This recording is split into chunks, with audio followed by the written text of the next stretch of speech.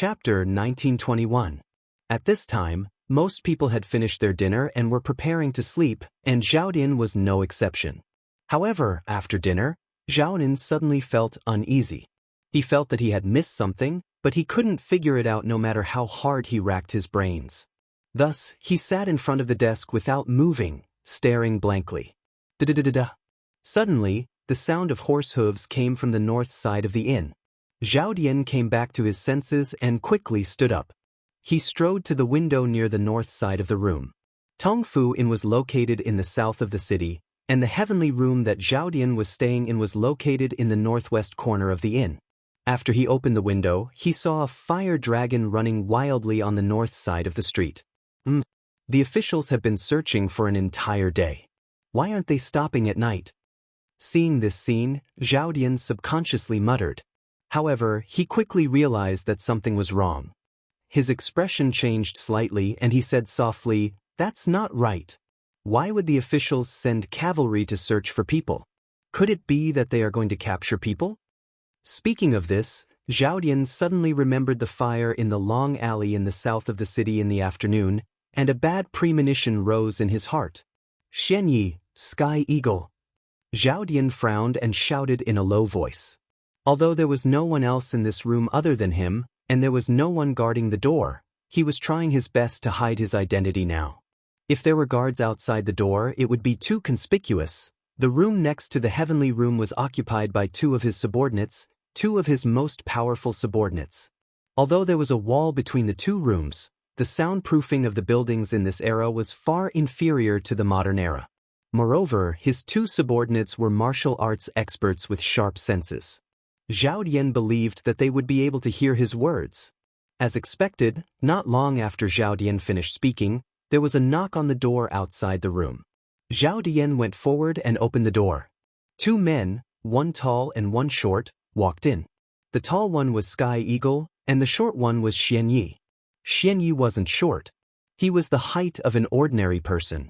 The main reason was that Sky Eagle was too tall, so when the two of them walked together, he appeared shorter.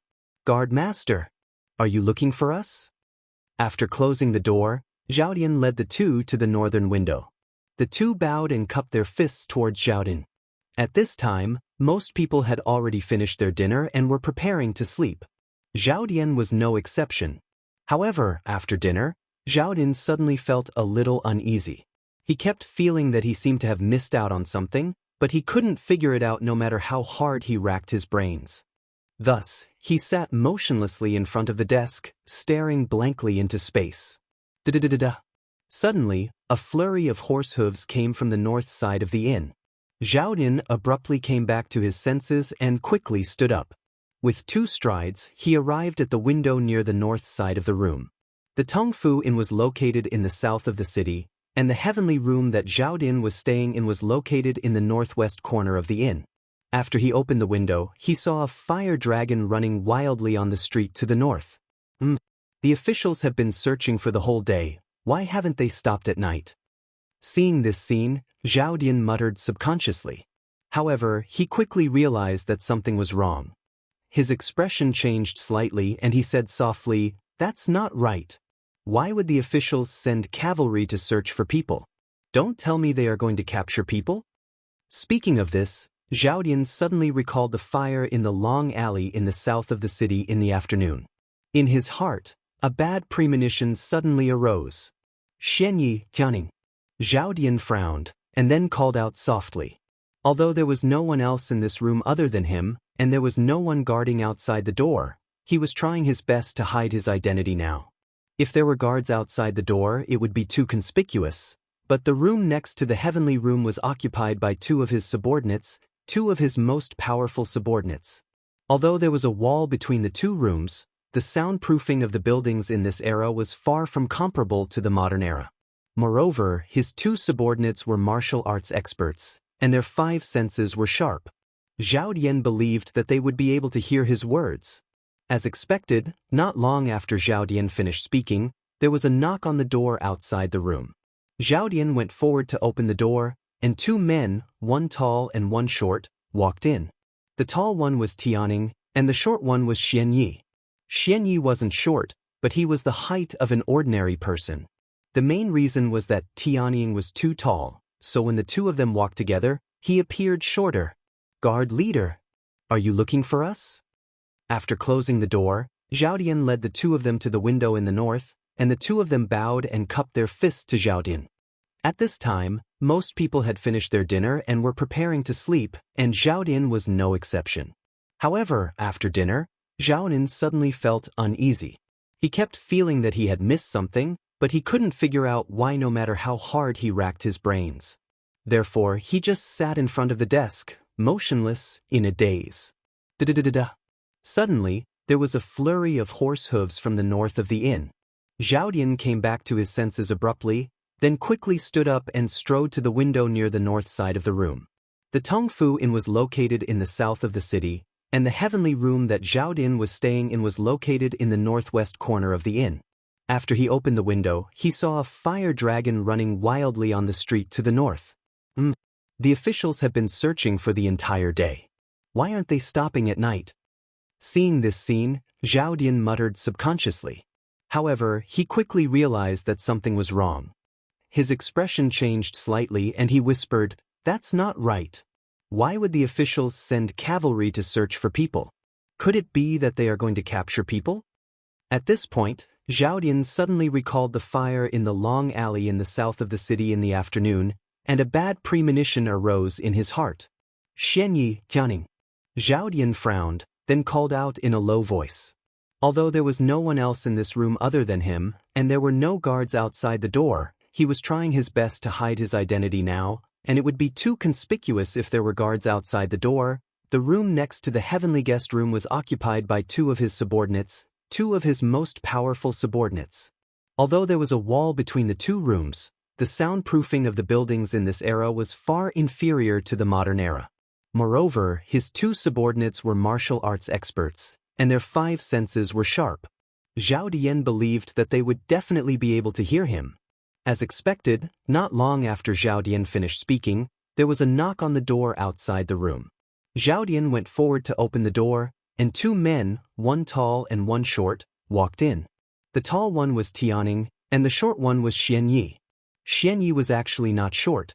The height of an ordinary person was mainly because Tianying was too tall, so when the two of them walked together, he appeared shorter. "Guard master, are you looking for us?" After closing the door, Zhaodian led the two of them to the window in the north, and the two of them bowed to Zhaodian with cupped fists.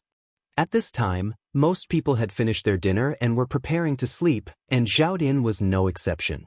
However, after dinner, Zhaodian suddenly felt a little uneasy. He kept feeling that he seemed to have missed something, but he couldn't figure out why no matter how hard he racked his brains. So, he just sat in front of the desk, motionless, in a daze. Da-da-da-da-da. Suddenly, there was a chaotic sound of horse hooves coming from the north of the inn. Zhaodian suddenly came back to his senses, then quickly stood up and strode to the window in the room near the north. Tongfu Inn was located in the south of the city, and the heavenly guest room that Zhaodian was staying in was located in the northwest corner of the inn. After he opened the window, he saw a fire dragon running wildly on the street in the north. The people from the government have been searching for the whole day. Why are they still not stopping at night? Seeing this scene, Zhaodian subconsciously muttered to himself. However, he quickly realized that something was wrong. His expression changed slightly and he whispered, "That's not right. Why would the government send cavalry to search for people? Could it be that they are going to arrest people?" Speaking of this, Zhaodian suddenly remembered the fire in the long alley in the south of the city in the afternoon. In his heart, a bad premonition suddenly rose. "Xianyi, Sky Eagle." Zhaodian frowned, then called out in a low voice. Although there was no one else in this room other than him, and there was no one guarding outside the door, he was trying his best to hide his identity now. If there were still guards outside the door, it would be too conspicuous. The room next to the heavenly guest room was occupied by two of his men, two of the most powerful men. Although there was a wall between the two rooms, the soundproofing of the buildings in this era was far inferior to that of the modern era. Moreover, his two men were martial arts experts, and their five senses were sharp. Zhaodian believed that they would definitely be able to hear his words. As expected, not long after Zhao Dian finished speaking, there was a knock on the door outside the room. Zhao Dian went forward to open the door, and two men, one tall and one short, walked in. The tall one was Sky Eagle, and the short one was Xian Yi. If one were to say that Xian Yi was short, he was actually not short. The height of an ordinary person was mainly because Sky Eagle was too tall, so when the two of them walked together, he appeared shorter. "Guard Master, are you looking for us?" After closing the door, Zhao Dian led the two of them to the window on the north side, and the two of them bowed to Zhao Dian with cupped fists. At this time, most people had finished their dinner and were preparing to sleep, and Zhao Dian was no exception. However, after dinner, Zhao Dian suddenly felt uneasy. He kept feeling that he seemed to have missed something, but he could not figure out why no matter how hard he racked his brains. So, he just sat in front of the study table, motionless, in a daze. Da-da-da-da. Suddenly, a flurry of horse hooves came from the north side of the inn. Zhao Dian abruptly came back to his senses, then quickly stood up and strode to the window on the north side of the room. Tongfu Inn was located in the south of the city, and the heavenly guest room that Zhao Dian was staying in was located in the northwest corner of the inn. After he pushed open the window, he saw a fire dragon running wildly on the north side of the street. The officials have been searching for an entire day in the day. Why aren't they stopping at night?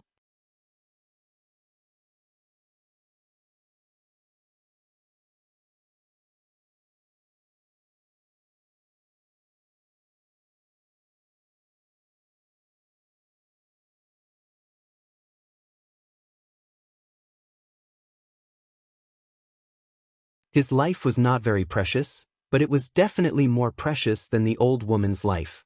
Instead of risking his life, it was better to ask the other party's identity. If the other party was just passing by occasionally and meddling in other people's business, he could use the name of the Wang family to make him retreat. However, Wang Li was destined to be disappointed. Humph! Wang Li, can't you even recognize my voice? In the darkness, the man snorted coldly and asked instead of answering. Hearing this voice, Wang Li was suddenly stunned, and his whole person was stunned. After a moment, he finally came to his senses and said in disbelief, "Wang Chenggu? It's you? Why are you here?" "Humph! Why am I here? I should be the one asking you this, right?" Wang Chenggu sneered and continued, "As the dignified second commander of the Wang family, instead of resting at home at night, you came to this remote place to kill a weak old woman. Do you know what you are doing? You are making the entire Wang family unjust." When Wang Li heard this, he secretly cursed in his heart. If his purpose of coming here to kill was reported by Wang Chenggu to Wang Yu, then the matter of Wang Kuei and Wang Xinyuan colluding with the Turks might also be exposed. At that time, only a dead end awaited them. "Wang Chenggu, don't slander me. I just happened to pass by and came to visit my good brother's elder." "Who said I came here to kill?" Wang Li's eyes turned, and his thoughts turned quickly, and he defended himself. Anyway, no matter what, he would not admit his purpose of coming here in front of Wang Chenggu. Wang Chenggu could not help but ridicule, "Happened to pass by? Humph! I think you came here to kill to silence, right? During the day, the Imperial Army caught an assassin, but the assassin's identity is unknown, so the provincial governor's mansion is looking for clues in the city. Could this house be the assassin's home, and you came here to kill to silence?" In fact, this was just Wang Chenggu's guess. He wanted to use this to trick Wang Li. He was not sure if the assassin caught by the Imperial Army in the afternoon was related to Wang Li, and he was even less sure that this was the assassin's home. Wang Chenggu would never have thought that his guess was infinitely close to the truth of the matter. Wang Li's heart jumped when he heard this. At this time, if the lights in the house were lit, Wang Chenggu would definitely see his expression change. "Nonsense. What assassin? What killing to silence? If you want to convict someone, you can always find a pretext." Wang Chenggu wanted to say something, but at this time, the old woman in the dark spoke. She asked anxiously, "Young master, what did you say just now? You said that my Cheng'er is wanted by the authorities? That's impossible. My son has always been honest and dutiful, and all these years, he has been working by the Wang family's second master's side. How could he be wanted by the authorities? The old woman's words were nothing if it was said on a normal day, but to Wang Chengwu, it could be said to be a divine assistance. Wang Chengwu's eyes lit up when he heard this. He did not answer the old woman's question, but said coldly to Wang Li, "Humph. Family head's guess was right. Second elder is indeed related to the assassin in the afternoon. Wang Li, if you know what's good for you, then obediently follow me back to family head to ask for forgiveness. Don't force me to take action." Wang Li really regretted that he did not kill the old woman earlier. Otherwise, there would not be so much trouble now. It was impossible for him to surrender without putting up a fight. He sneered and said, "Humph. I'm sorry, I don't understand what you're saying. If you want to ask for forgiveness, you should go back and ask for forgiveness yourself. Although your martial arts are better than mine, if we really fight, you won't be able to get away with it." "Alright, that's what you said." Wang Chengwu was furious when he heard this. He raised his long sword and was about to attack Wang Li when suddenly, a rumbling sound of horse hooves cut through the quiet night sky. Then, the sound of horse hooves stopped at the door of the house. Wang Chengwu's face was slightly shocked. Thinking of what Wang Yu had told him earlier, he hurriedly said, "Wang Li, if you follow me to family head to ask for forgiveness now, family head may spare your life. However, if you still insist on fighting with me, not only will you alert the neighbors nearby, those people who suddenly appear outside the door will also spread the news of this matter. By then, not only will you be finished, the entire Wang clan will be finished as well." Before coming, Wang Yu had told Wang Li that he must find out whether the second branch had anything to do with the assassin that the imperial army caught in the afternoon before the authorities arrived. After all, family scandals should not be aired in public. Now that there was a group of people from another power gathered outside the door, if the two of them did not withdraw now, they would definitely be completely exposed.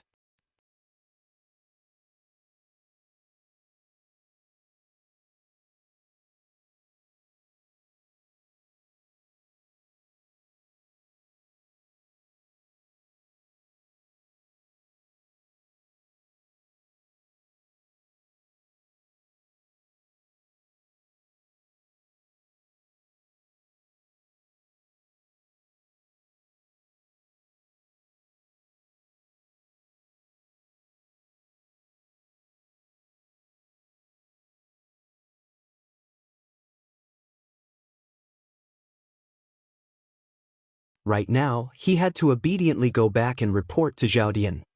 Chapter 1926. Escape? Now that Taiyuan City is under martial law, where can we escape to? In the room, Wang Kuei frowned and said helplessly, "If they could live, who would want to die?" But the problem now was that the 4 city gates of Taiyuan City were all closed. Even if they wanted to escape, they couldn't. Wang Xinyuan said firmly, "Grandfather, we don't have to escape from the city.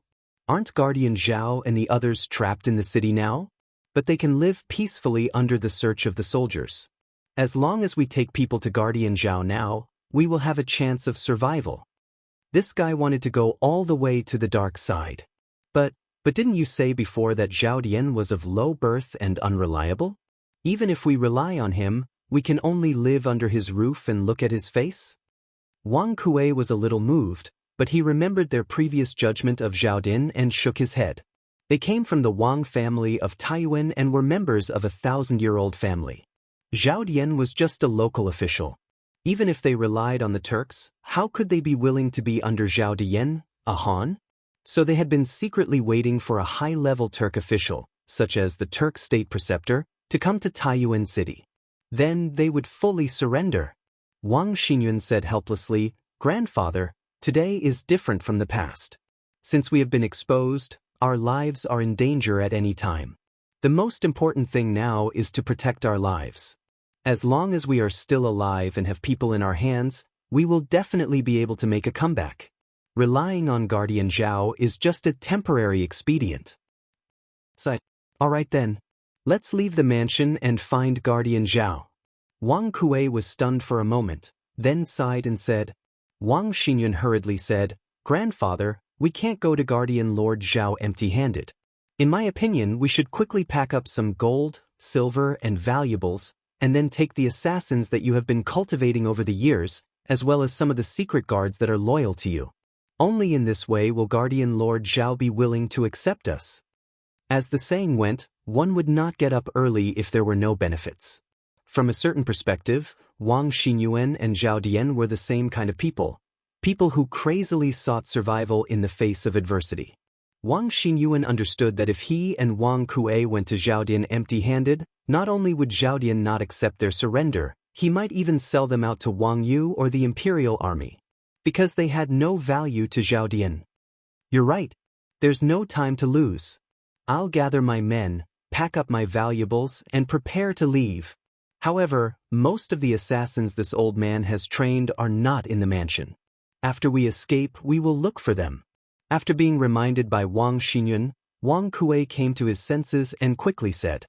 Then he shouted outside the door, "Qi Zhe, immediately gather your trustworthy brothers and gather in this courtyard in half an hour." Someone outside the door immediately answered, "Yes. Your subordinate obeys." In the room, Wang Kuei knew that there was not much time left, so he did not ask Wang Xinyuan to avoid him. He went directly to the table next to the bed in front of Wang Xinyuan and gently twisted the vase on it. With a ka-ka sound, the wall twisted and turned, and a secret compartment about 1 square meter in size appeared. Wang Xinyuan, who was standing behind Wang Kuei, could not help but flash his eyes. A trace of surprise and inexplicable emotion appeared on his face. Obviously, he did not expect Wang Kuei to be so secretive. A moment later, seeing Wang Yu take out a large crimson box from the secret compartment, Wang Xinyuan hurriedly went forward to help, but Wang Kuei signaled him with his eyes not to interfere. Wang Kuei put the wooden box on the table and then said to Wang Xinyuan, "Here are some gold, silver, jewelry, land deeds, store deeds, and servants' contracts that I have saved over the years. They should be worth about 40 to 50,000 strings of coins. There are some other things, but I don't think there's enough time to pack them up. Take these and leave first." Chapter 1927. Iron Egg. Why haven't General Flying Eagle and the others returned yet? Did something happen at Baosheng Square? In Taiyuan Courier Station, Li Tai and Iron Egg were sitting in a side hall, anxiously waiting for news from Baosheng Square.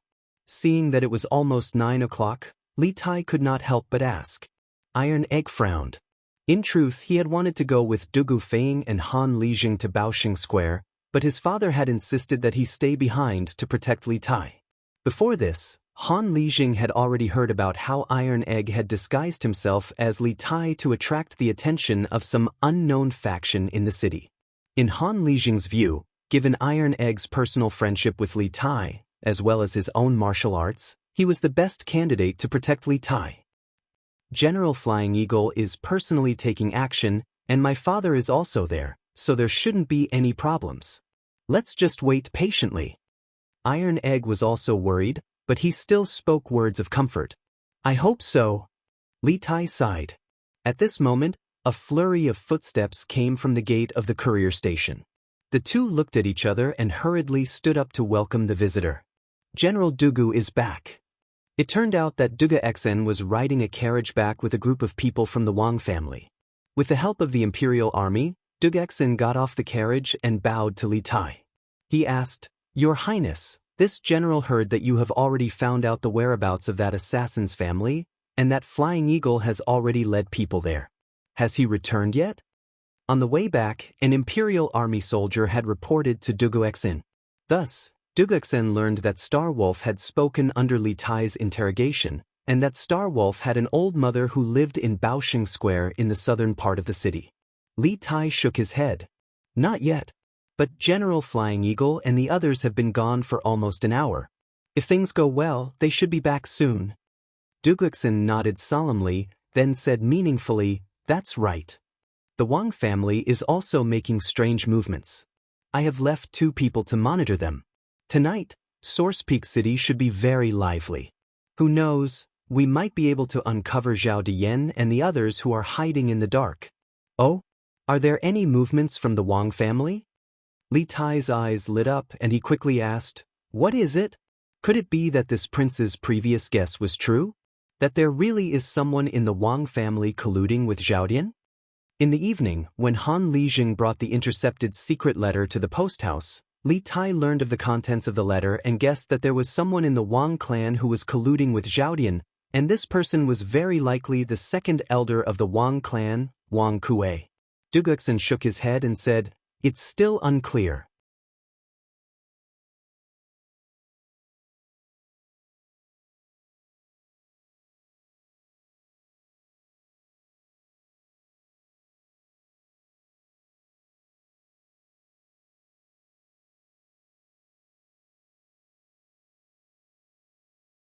Chapter 1929. It's already dark, and it's not safe outside. Your Highness, why don't you stay in the post house and allow me to lead the men there? In the prison of the post house, Dugu Xan immediately felt that something was amiss when he saw the eagerness on Li Tai's face. Right now, it was completely dark outside.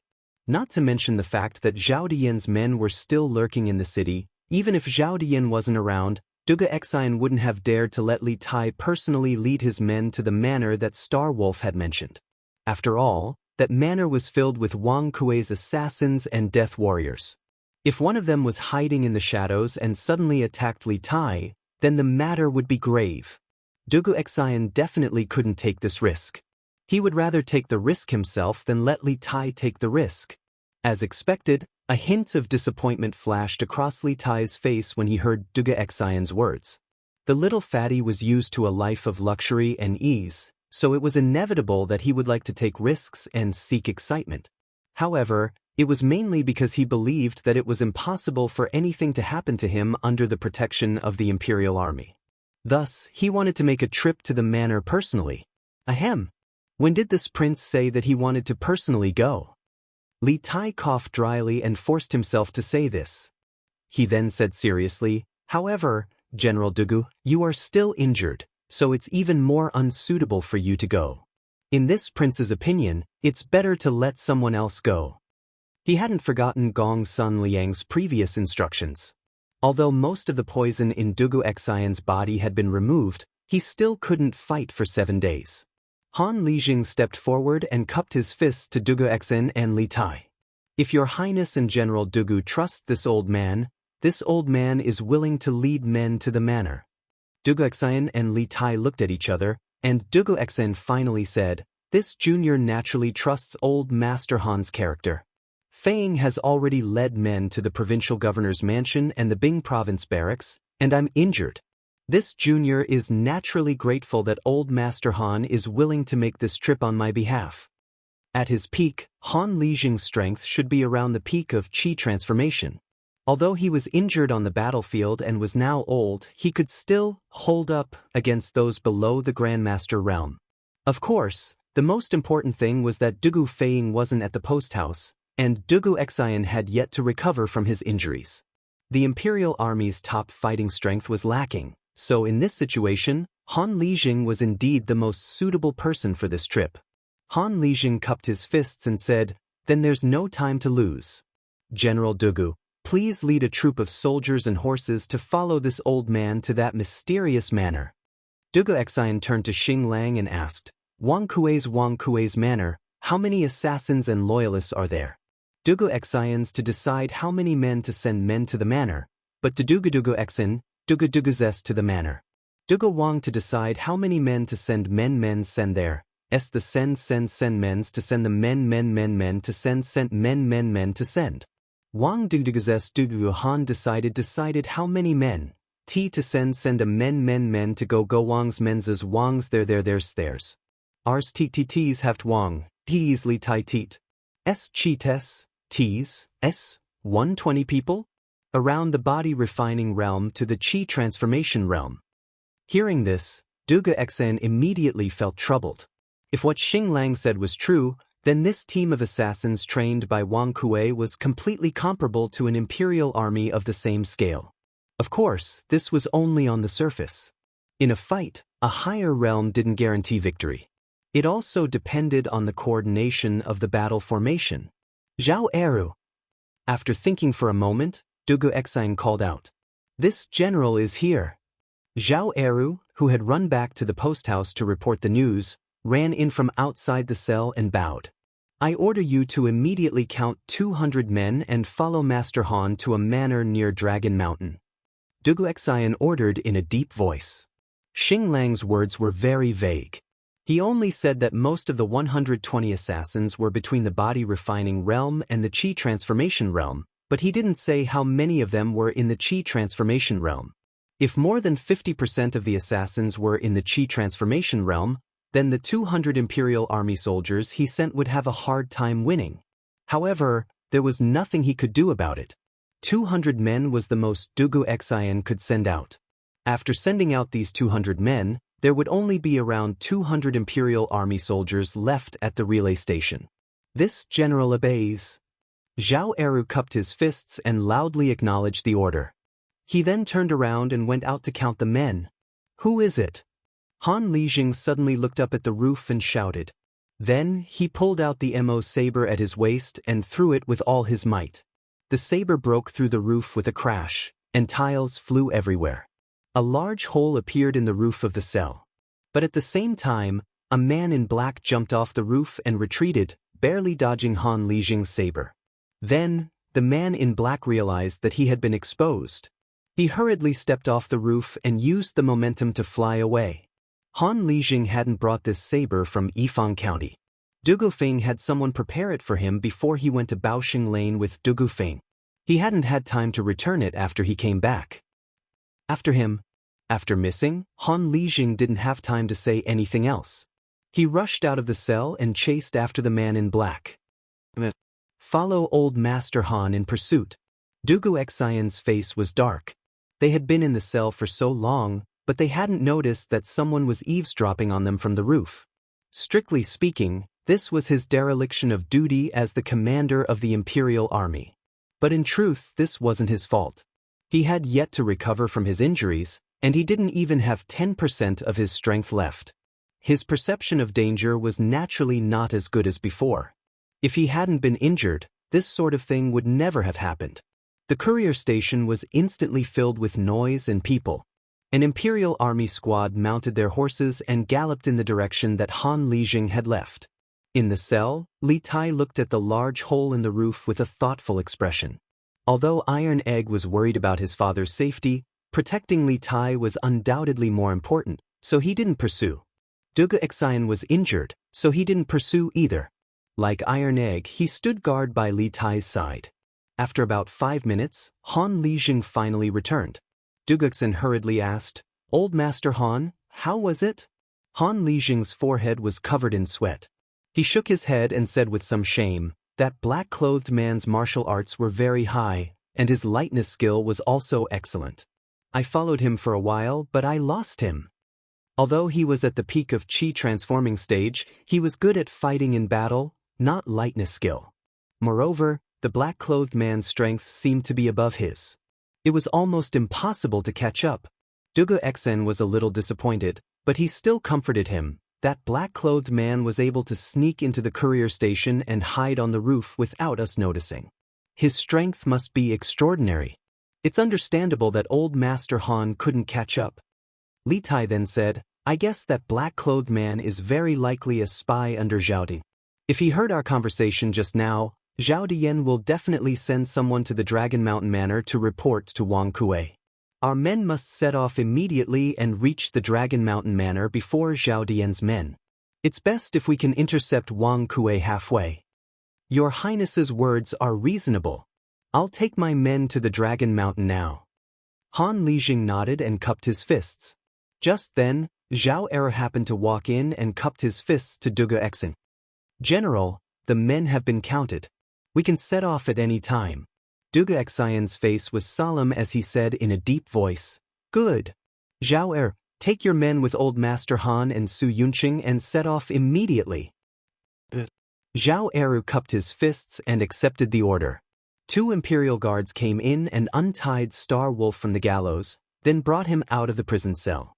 A moment later, a group of 200 cavalrymen, each holding a torch, rushed out of the courier station and headed south. The Imperial Guards and the Bing Province barracks went to such great lengths just for a sick old woman? Within the heavenly room of the Tongfu Inn, Sky Eagle spoke in detail of what he saw and heard in the house in Triumph House. Zhao Dian's brows knit together tightly when he finished listening, and he couldn't help but mutter to himself. By the time Sky Eagle's group arrived at Triumph House, Wang Li had already been killed by Wang Chenggu, and Dugu Feiying's men had already brought Star Wolf's mother out. Thus, he didn't know much. He could only tell Zhao Dian what they had seen and some of Xian Ye's deductions. It was normal that Zhao Dian couldn't figure out the crux of the matter. You said that a great battle took place in that house, and Sky Eagle deduced that one of the combatants was the Grand Commander of the Wang clan's Shadow Guards, Wang Chenggu? Zhao Dian's mind spun rapidly. He closed his eyes and repeated what Tianying had just said a few times in his mind. Suddenly, he opened his eyes and asked Tianying with a deep voice. Tianying? Sky Eagle cupped his fists and said, Xian Yi deduced based on the saber slashes at the scene. He said that he fought with Wang Chenggu in the morning. The only person in Source Peak City with such strength could only be Wang Chenggu. Wang Chenggu. The Wang clan. The Wang clan is also involved. It seems that this old lady's identity is definitely not ordinary. Zhao Dian nodded and seemed to be lost in thought. After a while, he came back to his senses and said to Sky Eagle, All right. I know everything. Wait for Xian Yi to come back and see what news he can bring back. Sky Eagle brought back too little useful information. He could only deduce that the old lady's identity was special and that she was related to the Wang clan and the Imperial Army. However, it was difficult to deduce why the Wang clan was involved in this matter with just this little information. It would depend on whether Xian Yi could find out more useful information in the process of following Dugu Feiying and the rest. Your subordinate will take his leave. Sky Eagle was a little jealous when he heard Zhao Dian's words. In the end, he had really become an errand boy, and all the meritorious work had been done by Xian Yi. However, who asked him to be weaker than the other party? With his strength, it was very likely that he would be discovered if he secretly followed Dugu Feiying and the rest.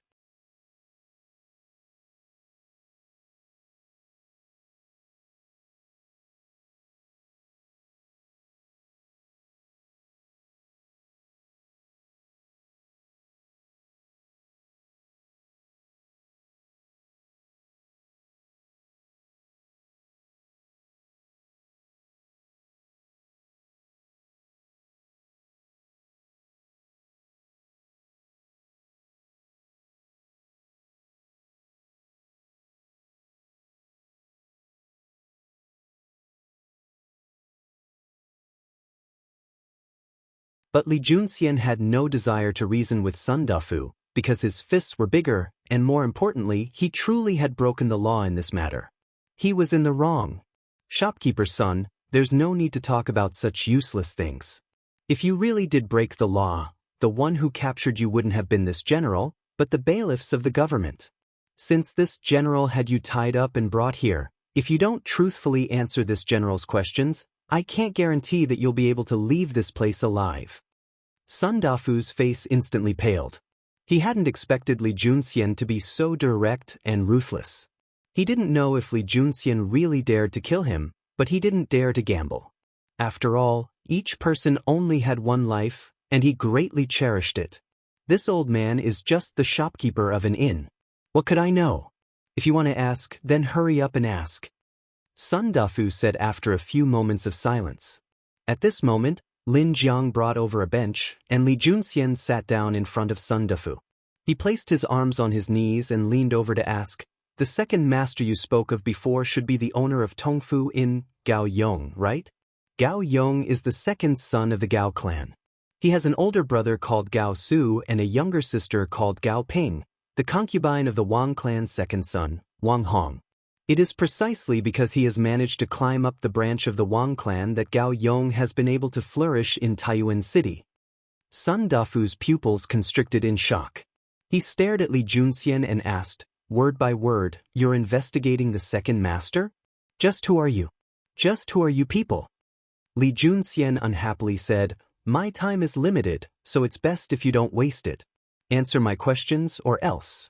Li Junxian glanced at Lin Jiang. The latter understood, unsheathed his saber, and placed it against Sun Dafu's neck. With a savage smile, he said, Hey, shopkeeper's son, I recently learned a saber art that can remove the bones from a person's limbs without killing them. Do you want to give it a try? Sun Dufu lived like a prince, so how could he possibly endure such a shock? He hurriedly shook his head and said, I'll talk. Take your saber away. At least you know your place. Lin Jiang coldly snorted and then pulled his saber back. Sun Dufu nodded at Li Junxian and said, What you said just now was correct. The second master truly is the owner of Tongfu Inn. Relying on his relationship with the Wang clan, the second master's business has been getting better and better, and he's opening more and more shops. Li Junxian nodded in satisfaction and asked, Very good. This general will ask you again. This morning, did Wang Rini, the current Wang Xinyan, go to your inn? Sun Dufu was taken aback, a hint of panic in his eyes. Coming back to his senses, he hurriedly shook his head and said, Wang Xin? This old man has never seen him before. Li Junxian sat up straight and gave Sun Dufu a meaningful smile. Sun Dufu felt his scalp tingle, and when he turned his head, he saw that Lin Jiang was also savagely smiling at him. Shivering in fright, he hastily corrected himself, Don't worry about me. Yes, young Master Wang really did come to the inn this morning. Li Junxian leaned over and asked, Who did he meet at the inn? Sun Dufu immediately shook his head and said, This old man doesn't know. Afraid that Li Junxian and Lin Jiang wouldn't believe him, he hurriedly explained, This old man really doesn't know that person's identity. I only heard that he's a good friend of young Master Wang and that he stayed at the inn yesterday. Moreover, the second master said that that person was an honored guest of his and would only be staying at the inn for 2 days. That honored guest rarely goes out and spends almost all of his time in his room. When he checked in, he specifically instructed that no one was to disturb him, so this old man still doesn't know that person's name. Li Junxian's eyes flashed, and after a few moments of silence, he asked, Is that person still staying at the inn? Sun Dufu nodded. Yes. He's still there. That honored guest is staying in the heaven guest room. Li Junxian calmed down a little. He stood up and said to Sun Dufu, Shopkeeper's son, you'll have to suffer here for 1 night. Once this old man finishes his business tomorrow, I'll let you go. Don't think about running away. Even if you grow wings, you won't be able to escape. Moreover, if you're captured, this general can't guarantee that the brothers in the courtyard won't do anything to you. Sun Dufu's old face instantly became as pale as a bitter gourd. But the situation was stronger than him, so what else could he do but lower his head? Leaving the woodshed and entering the courtyard, Li Junxian muttered to himself, The most dangerous place truly is the safest place. Zhu Zeqing was just captured in the heaven guest room, and someone is already staying there. This person is truly skilled and bold. Zhao Kong. After sighing with emotion, Li Junxian shouted into the courtyard, and a soldier quickly ran over. This general is here. Immediately head to the provincial governor's residence and have Governor Wang bring soldiers to Tongfu Inn. Li Junxian ordered. Zhao Kong cupped his fists and left. Li Junxian called out, Lin Jiang. Lin Jiang cupped his fists and replied, This general is here. Li Junxian ordered, Leave 2 people to guard Sun Dufu. The rest of you, immediately follow this general to Tongfu Inn to capture him. Lin Jiang cupped his fists and left to pass on the order. Li Junxian meaningfully whispered, It's finally time to draw in the net. I hope that this is a big fish and not a small shrimp.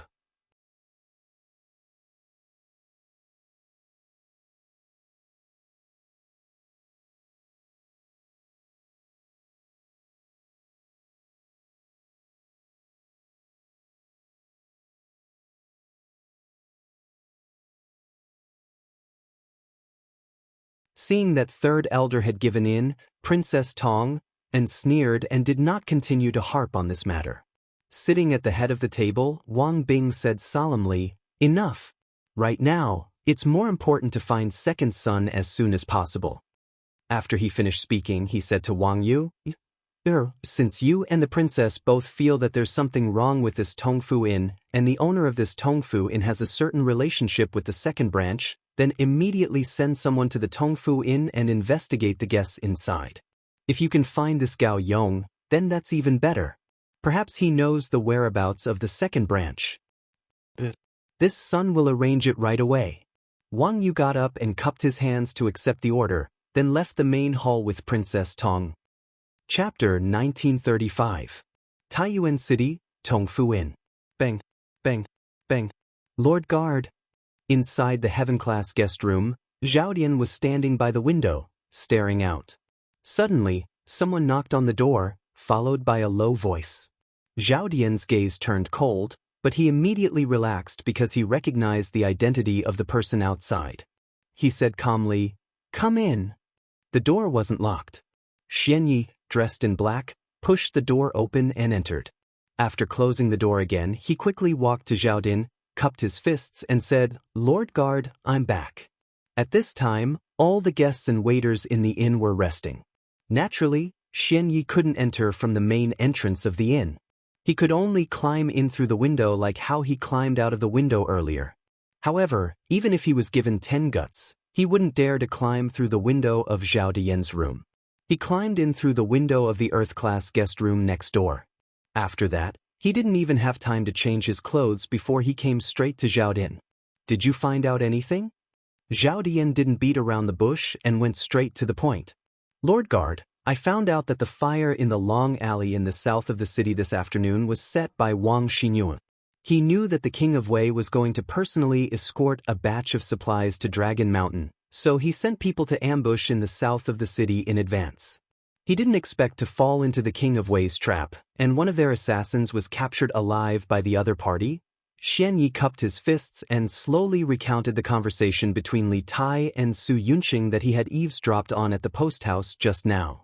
When he finally learned the truth about the fire in the south of the city today, Zhao Dian's face was as gloomy as water. He couldn't help but curse in a low voice, "Wang Xinyuan and Wang Kuei, these two idiots." The other party deliberately revealed a little flaw and acted rashly. They really can't do anything right, but they're good at ruining things.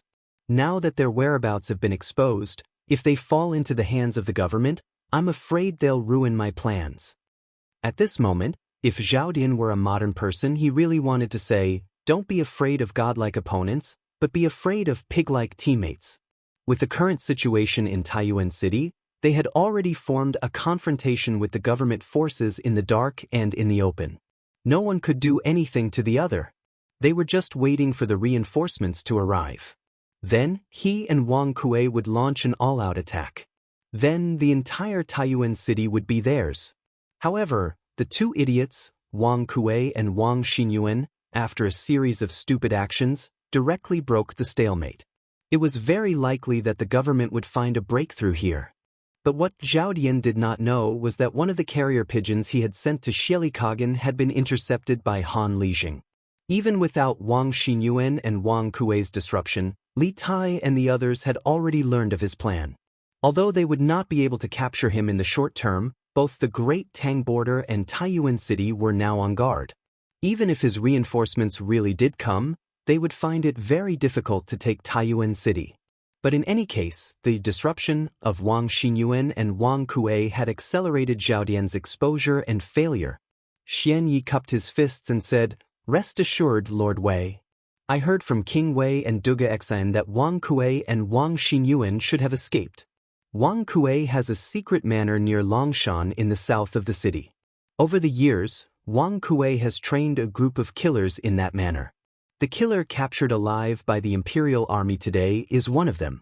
The old woman that the Imperial Army took away from Baoxing Lane earlier is the killer's mother.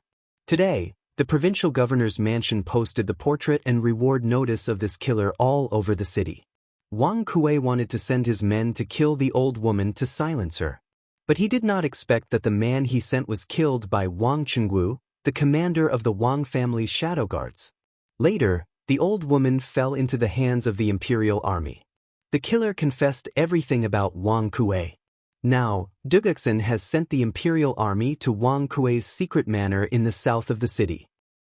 This Wang Kuei is really difficult to achieve great things." Zhao Dian frowned.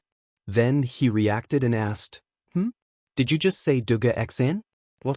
From what you said, he is still alive and well. He is not dead yet?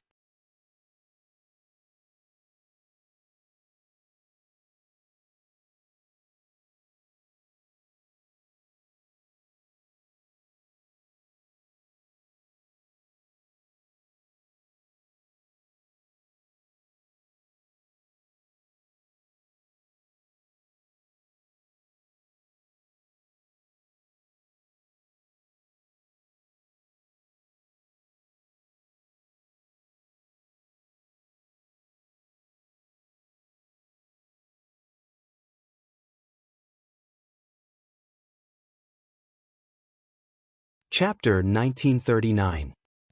Finally willing to reveal your true face? In the heavenly guest room of Tongfu in Taiyuan City, Li Junxian showed no fear in the face of these menacing 20 to 30 men. On the contrary, he would have found it strange if this middle-aged man had no helpers. The more subordinates he had, the higher his status on Zhao Dian's side. There was even a chance that he was Zhao Dian himself. The middle-aged man was now standing close to the door, and the 20 to 30 people who had broken in with their sabers and swords had automatically moved to the left and right of the middle-aged man. The two sides were now in a standoff. The middle-aged man looked at Li Junxian and said, "Since good sir insists on pestering this you endlessly, don't blame this you for being impolite." After he finished speaking, he looked at the guards beside him and said, "When going out to do business, it's inevitable to encounter some bandits. For the sake of safety, this you specially hired some guards. If your excellency is from the government, then please reveal your identity. If your excellency is here to make things difficult for this you, then these guards of mine won't show you any mercy." A hint of derision appeared on Li Junxian's face. "Reveal my identity? You still don't have the right to know who I am. In my view, you should stop pretending. If you didn't have firm evidence, I wouldn't have personally led my men here. Tell me, what is your true identity? Where is your leader, Zhao Dian?" "Zhao Dian?" The middle-aged man's eyes narrowed. He had clearly not expected Li Junxian to know his identity. After all, ever since he had infiltrated Taiyuan City, he had been operating in secret. Other than Wang Kuei and Wang Xinyun, he had never revealed his identity to anyone else. So how did Li Junxian know his name? He had no idea that the secret letter he had sent to the steppe this morning had already been intercepted by Han Lijing and brought to Taiyuan City. "What leader? This one doesn't know what you're talking about. Come, see the guests out." The middle-aged man was only a few moments stunned before he ordered his men. "Please leave. My master does not welcome you." Two saber-wielding soldiers stepped forward and sternly barked at Li Junxian's group. "Could you be Zhao Dian? Very good." Li Junxian had noticed the expression on the middle-aged man's face, and he couldn't help but think of a possibility. Thus, he decisively ordered the 100-some cavalry in the room, "Capture him." "Yes." The 8 horsemen in the house answered loudly. Then, a series of clanging sounds could be heard. The horsemen drew their weapons and charged at the middle-aged man. "You are courting death." The leader of the guards beside the middle-aged man snorted coldly. He was not afraid at all and led a few people to greet them. As the weapons clashed, the room was suddenly filled with the sound of ding ding pring pring. In terms of numbers, Li Junxian's side had no advantage in a battle of 8 against 30, but the 100-some cavalry were the most elite soldiers of the Great Tang, and each one of them was a top-notch expert. In terms of individual strength, the 100-some cavalry had the advantage. In addition, there was limited space in the room, and with so many people, it was very difficult to move freely. If this had been an open area outside the room, the middle-aged man's side would have been able to use their numbers to pincer him. But there was only so much space in the room, and the 30-some of them had basically filled the room. And this was only because the middle-aged man was staying in the most expensive room of Tongfu Inn, the Heaven Room. Compared to the other rooms, this room was not only luxuriously decorated, but it was also large enough. If they had been staying in a shared room, it would have been a problem for them to even squeeze in. Thus, even though they had the advantage in numbers, the middle-aged man's side had not been able to gain much of an advantage. On the contrary, after a few rounds, several of them had been stabbed in the vitals and dropped to the ground. The middle-aged man stood motionless in the doorway, 2 guards on his left and right. Li Junxian also did not move. He was coldly watching the middle-aged man to prevent him from escaping. As for the battle, he was not very worried.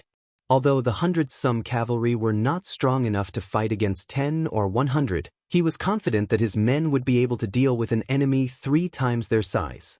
Sure enough, after the two sides fought for more than 10 rounds, the middle-aged man's side was already showing signs of defeat. There were more than 10 people lying on the ground.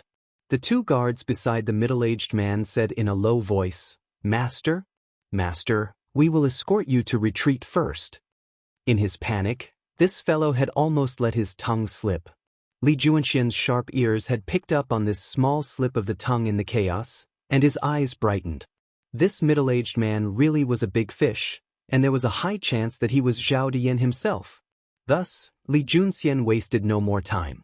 As the saying went, to capture bandits, capture the leader first. He blinked up to the middle-aged man and sneered. You want to escape? You won't be able to escape tonight. As he spoke, Li Junxian reached out with his hand to grab the middle-aged man's shoulder. The middle-aged man hastily backed away, but he was far slower than the Grandmaster Li Junxian. As Li Junxian's hand got closer and closer, a hint of panic appeared in his eyes. At this moment, the two guards at his side attacked. Two sabers slashed at Li Junxian's arm. If Li Junxian continued forward, he would have been able to grab the middle-aged man before the sabers fell, but once he did, he would not have the time to pull back his arm. Although Li Junxian was a powerful martial artist, he was far from being invulnerable. How could a body of flesh and blood stand against sharp sabers? Thus, Li Junxian chose to retreat for now. At the same time, he unsheathed his sword and brazenly charged at the two guards at the middle-aged man's side. Clang clang. Saber and sword clashed. These two were only at the Qi transformation realm, so how could they possibly contend against Li Junxian, who had already reached the Grandmaster realm? In just 2 or 3 moves, Li Junxian had found a small flaw in their saber techniques. Once the time was right, he cut their throats with a single slash. While he was fighting with the two guards, the middle-aged man was hastily backing away. As the two guards fell, clutching their necks, the middle-aged man hastily turned around and ran out of the room. Too powerful. Li Junxian gave him the feeling that he was simply too powerful. Although Xian Yi was also a grandmaster, he was still lacking compared to Li Junxian. In just 2 or 3 moves, he had killed 2 Qi transformation experts. Even if all the 30-some people in the room had attacked together, they probably wouldn't have been able to do anything to Li Junxian. Li Junxian sneered as he saw the middle-aged man fleeing faster than a rabbit. With a tap of his foot, the middle-aged man felt a gust of wind, and then he saw Li Junxian standing in front of him. You still want to run?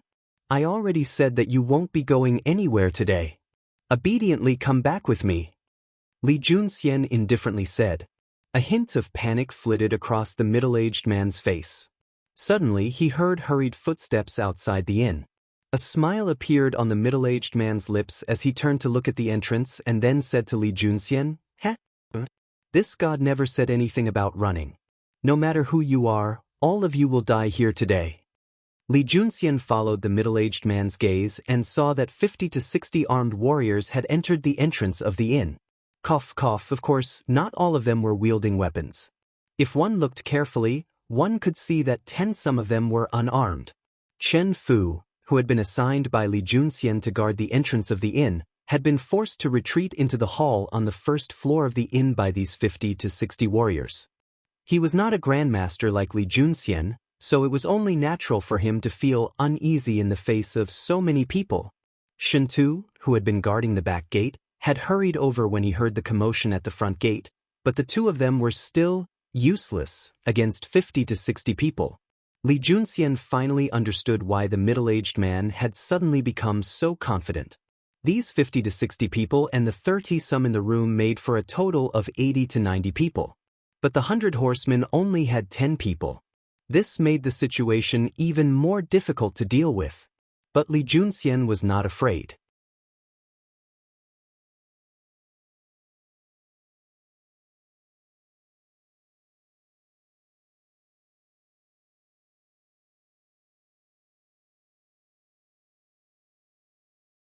Chapter 1941.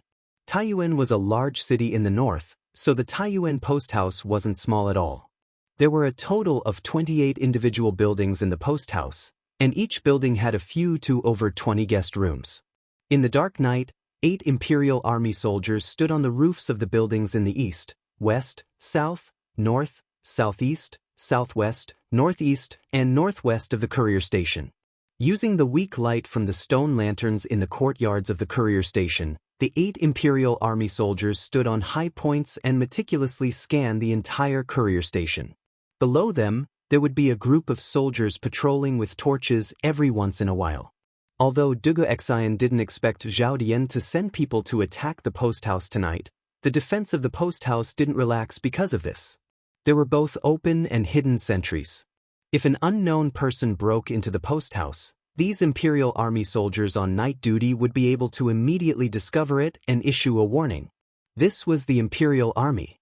No matter when or where, they wouldn't abandon their superb military discipline. Boosh! In the night, a thin needle with a cold glow flew straight toward the Imperial Army soldier on the east side of the building. It wasn't daytime and there was no moon tonight. The Imperial Army soldier on the roof naturally couldn't see this thin needle. However, when the thin needle was about to reach him, he could still feel the turbulence in the air. But at this time, it was already too late for him to dodge. The thin needle silently pierced through the Imperial Army soldier's throat without any reservation. He didn't even have time to make a sound before he clutched his throat and fell straight to the ground. Based on the way he fell, when he hit the ground, he would definitely make a sound and attract the attention of the other troops. But at this moment, a black shadow flew over. Before the Imperial Army soldier fell, he caught the latter's body and gently placed him on the roof. As there was only a faint light in the courtyard and no light on the roof, the fall of this Imperial Army soldier didn't attract the attention of the hidden sentries at the southeast and northeast corners that were closest to him. After putting down the Imperial Army soldier's body, the black shadow didn't stop and headed straight for the hidden sentries at the southeast corner. Boosh, boosh. Using the same method, the black shadow quietly eliminated the 3 hidden sentries that the Imperial Army had placed in the southeast, east, and southwest of the post house in less than 15 minutes. At this point, all the hidden sentries in the east of the post house had been eliminated by the black shadow. It had to be said that this shadow's strength was indeed formidable. The black shadow flew to the east wall of the post house. Below the wall, there were actually more than 100 people hiding.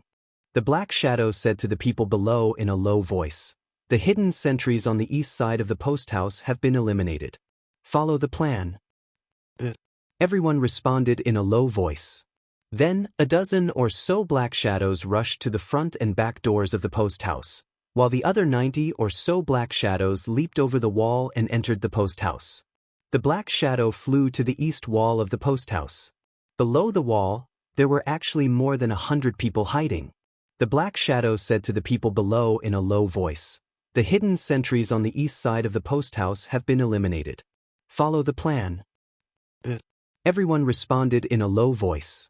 Then, a dozen or so black shadows rushed to the front and back doors of the post house, while the other 90 or so black shadows leaped over the wall and entered the post house. A dozen or so black shadows rushed to the front and back doors of the post house, while the other 90 or so black shadows leaped over the wall and entered the post house. Chapter 1942. What's going on outside? Outside the room, Duguexen called over the guard at the door and asked in a low voice, "General, there's a warning from our brothers at the east of the post house." "General who has already led his men there." The guard at the door cupped his fists and replied, "I'll go and take a look." Duguexion's expression turned grim. "Wang Tong, Guijian, the 2 of you stay here to ensure His Highness' safety? If the situation turns bad, immediately evacuate with His Highness." The 2 of them looked at each other, then cupped their fists and said in unison, "General, we'll go with you." They were Duguexion's personal guards. Naturally, wherever Duguexion went, they would follow. Duguexion's expression was cold as he said sternly, "This is a military order. Do the 2 of you dare to disobey a military order?" Seeing Duguexion's anger, Wang Tong and Guijian lowered their heads, not daring to say another word. Duguexin tightened his grip on the sword in his hand. This was the sword that had accompanied him in battle for many years, and it had never left his side. However, he had been seriously injured this time and had almost died. Because of the severity of his injuries and the doctor's warning that he could not use martial arts for the time being, his sword had been removed by Dugu Feng and placed on the sword rack. When he heard the sound of an enemy attack from outside, Duguexin had not hesitated and had come out with his sword. As the leader of this army, there was no reason for him to be a coward in the face of a great enemy. "I'll leave this place to the 2 of you," Remember, even if the two of you lose your lives, you must ensure His Highness' safety. Dugexin said in a low voice as he patted Wang Tong's shoulder, then left with his sword. His tone was no longer as stern as before. It was just that his back looked a little tragic and desolate. Dugexin had a strong premonition that the enemy tonight was no ordinary person. The guess that Li Tai had mentioned to him earlier might very well be true. Zhao Yin had really gathered all his men to launch a sneak attack on the post house. Yes, General. The two personal guards felt a little sour in their noses as they looked at Duga Xian's bleak back and cupped their fists. The location of the incident was actually very close to Duga Xian's room. It didn't take long for Duga Xian to arrive at the scene. At that moment, the Imperial Army and a group of unidentified men in black were already engaged in battle. There were many scattered torches on the ground, which meant that they had already lost a lot of men. Only the Imperial Army would carry torches. The people who came to ambush the post house definitely wouldn't have brought their own torches. With the light from the scattered torches on the ground and the stone lanterns in the courtyard, Dugexin was able to make out the situation. The other side had around 100 men while the Imperial Army had more than 200. While it seemed like they had the advantage in numbers, the Imperial Army had no advantage in the overall situation. Among the group of black-clothed men, there was a thin and slightly shorter man who was constantly flying through the crowd. Every time he waved his sleeve, there would be a few flashes of silver light. Then, a few Imperial Army soldiers would be killed by those flashes of silver light. He was truly a harvester of human lives. It was as if he had entered a realm where no one could stop him. It's him! Duguexin narrowed his eyes. Although the man was dressed in black and had his face covered, Dugexin still recognized him at a glance. It was the masked assassin who had severely injured him in the southern part of the city this morning. The hidden weapons used by the two of them were exactly the same, as well as the way they used them. In the entire Taiyuan city, there was probably no other person who could use hidden weapons to such an extent. Seeing this, Dugexin quickly stepped forward, wanting to join the battle. Although he had not yet recovered from his serious injuries, and although Gong's son Liang had warned him not to use force for 7 days, he couldn't just stand by and watch his men get slaughtered in front of him. Not only was there a martial arts master on the other side, but the strength of the rest was also not low. Dugexin could clearly see that among the more than 100 men, there were at least 6 or 7 martial arts masters at the peak of the Qi transformation realm. There were nearly a dozen martial arts masters at the late stage of the Qi transformation realm. Although these people were fighting individually on the battlefield without any cooperation, the Imperial Army soldiers without a commander had already been beaten into a daze. There was no need for them to cooperate in battle. The main reason was that Xian Ye's individual strength was too strong. As the only martial arts master on the battlefield, he was like a living king of hell. If he wanted to take someone's life, that person would fall in the next moment. Such tyrannical strength was completely terrifying. Although the Imperial Army soldiers had undergone a long period of training and were not afraid of death, none of them wanted to die in such a humiliating manner. Therefore, under such circumstances, Dugexin had no choice but to take the field himself. General, the Imperial Army soldiers at the back were the first to notice Dugexin. At first, they were surprised. After all, they had more or less heard about Duga Xian's injuries.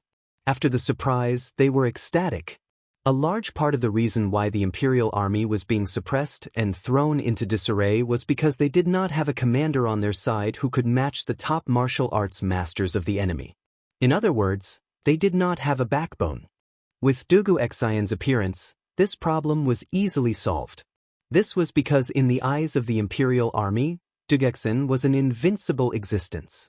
Even if he had not recovered from his injuries, he was still the spiritual faith of the Imperial Army. Nodding slightly at the Imperial Army soldiers, Dugexin quickly walked into the ranks. Circulating qi in his dandan, Dugexin roared, "Generals, listen up. Set up the formation. Goose formation." This was a roar that contained qi. At this time, although the courier station was filled with battle cries, Duga Xian's roar still clearly reached the ears of every Imperial Army soldier. In the morning, he had been severely injured by Xian Yi and had almost died.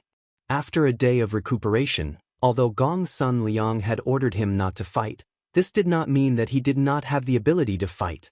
In truth, after a day of recuperation, Dugexin had recovered about 50% of his qi, and he was now able to fight against Xian Yi.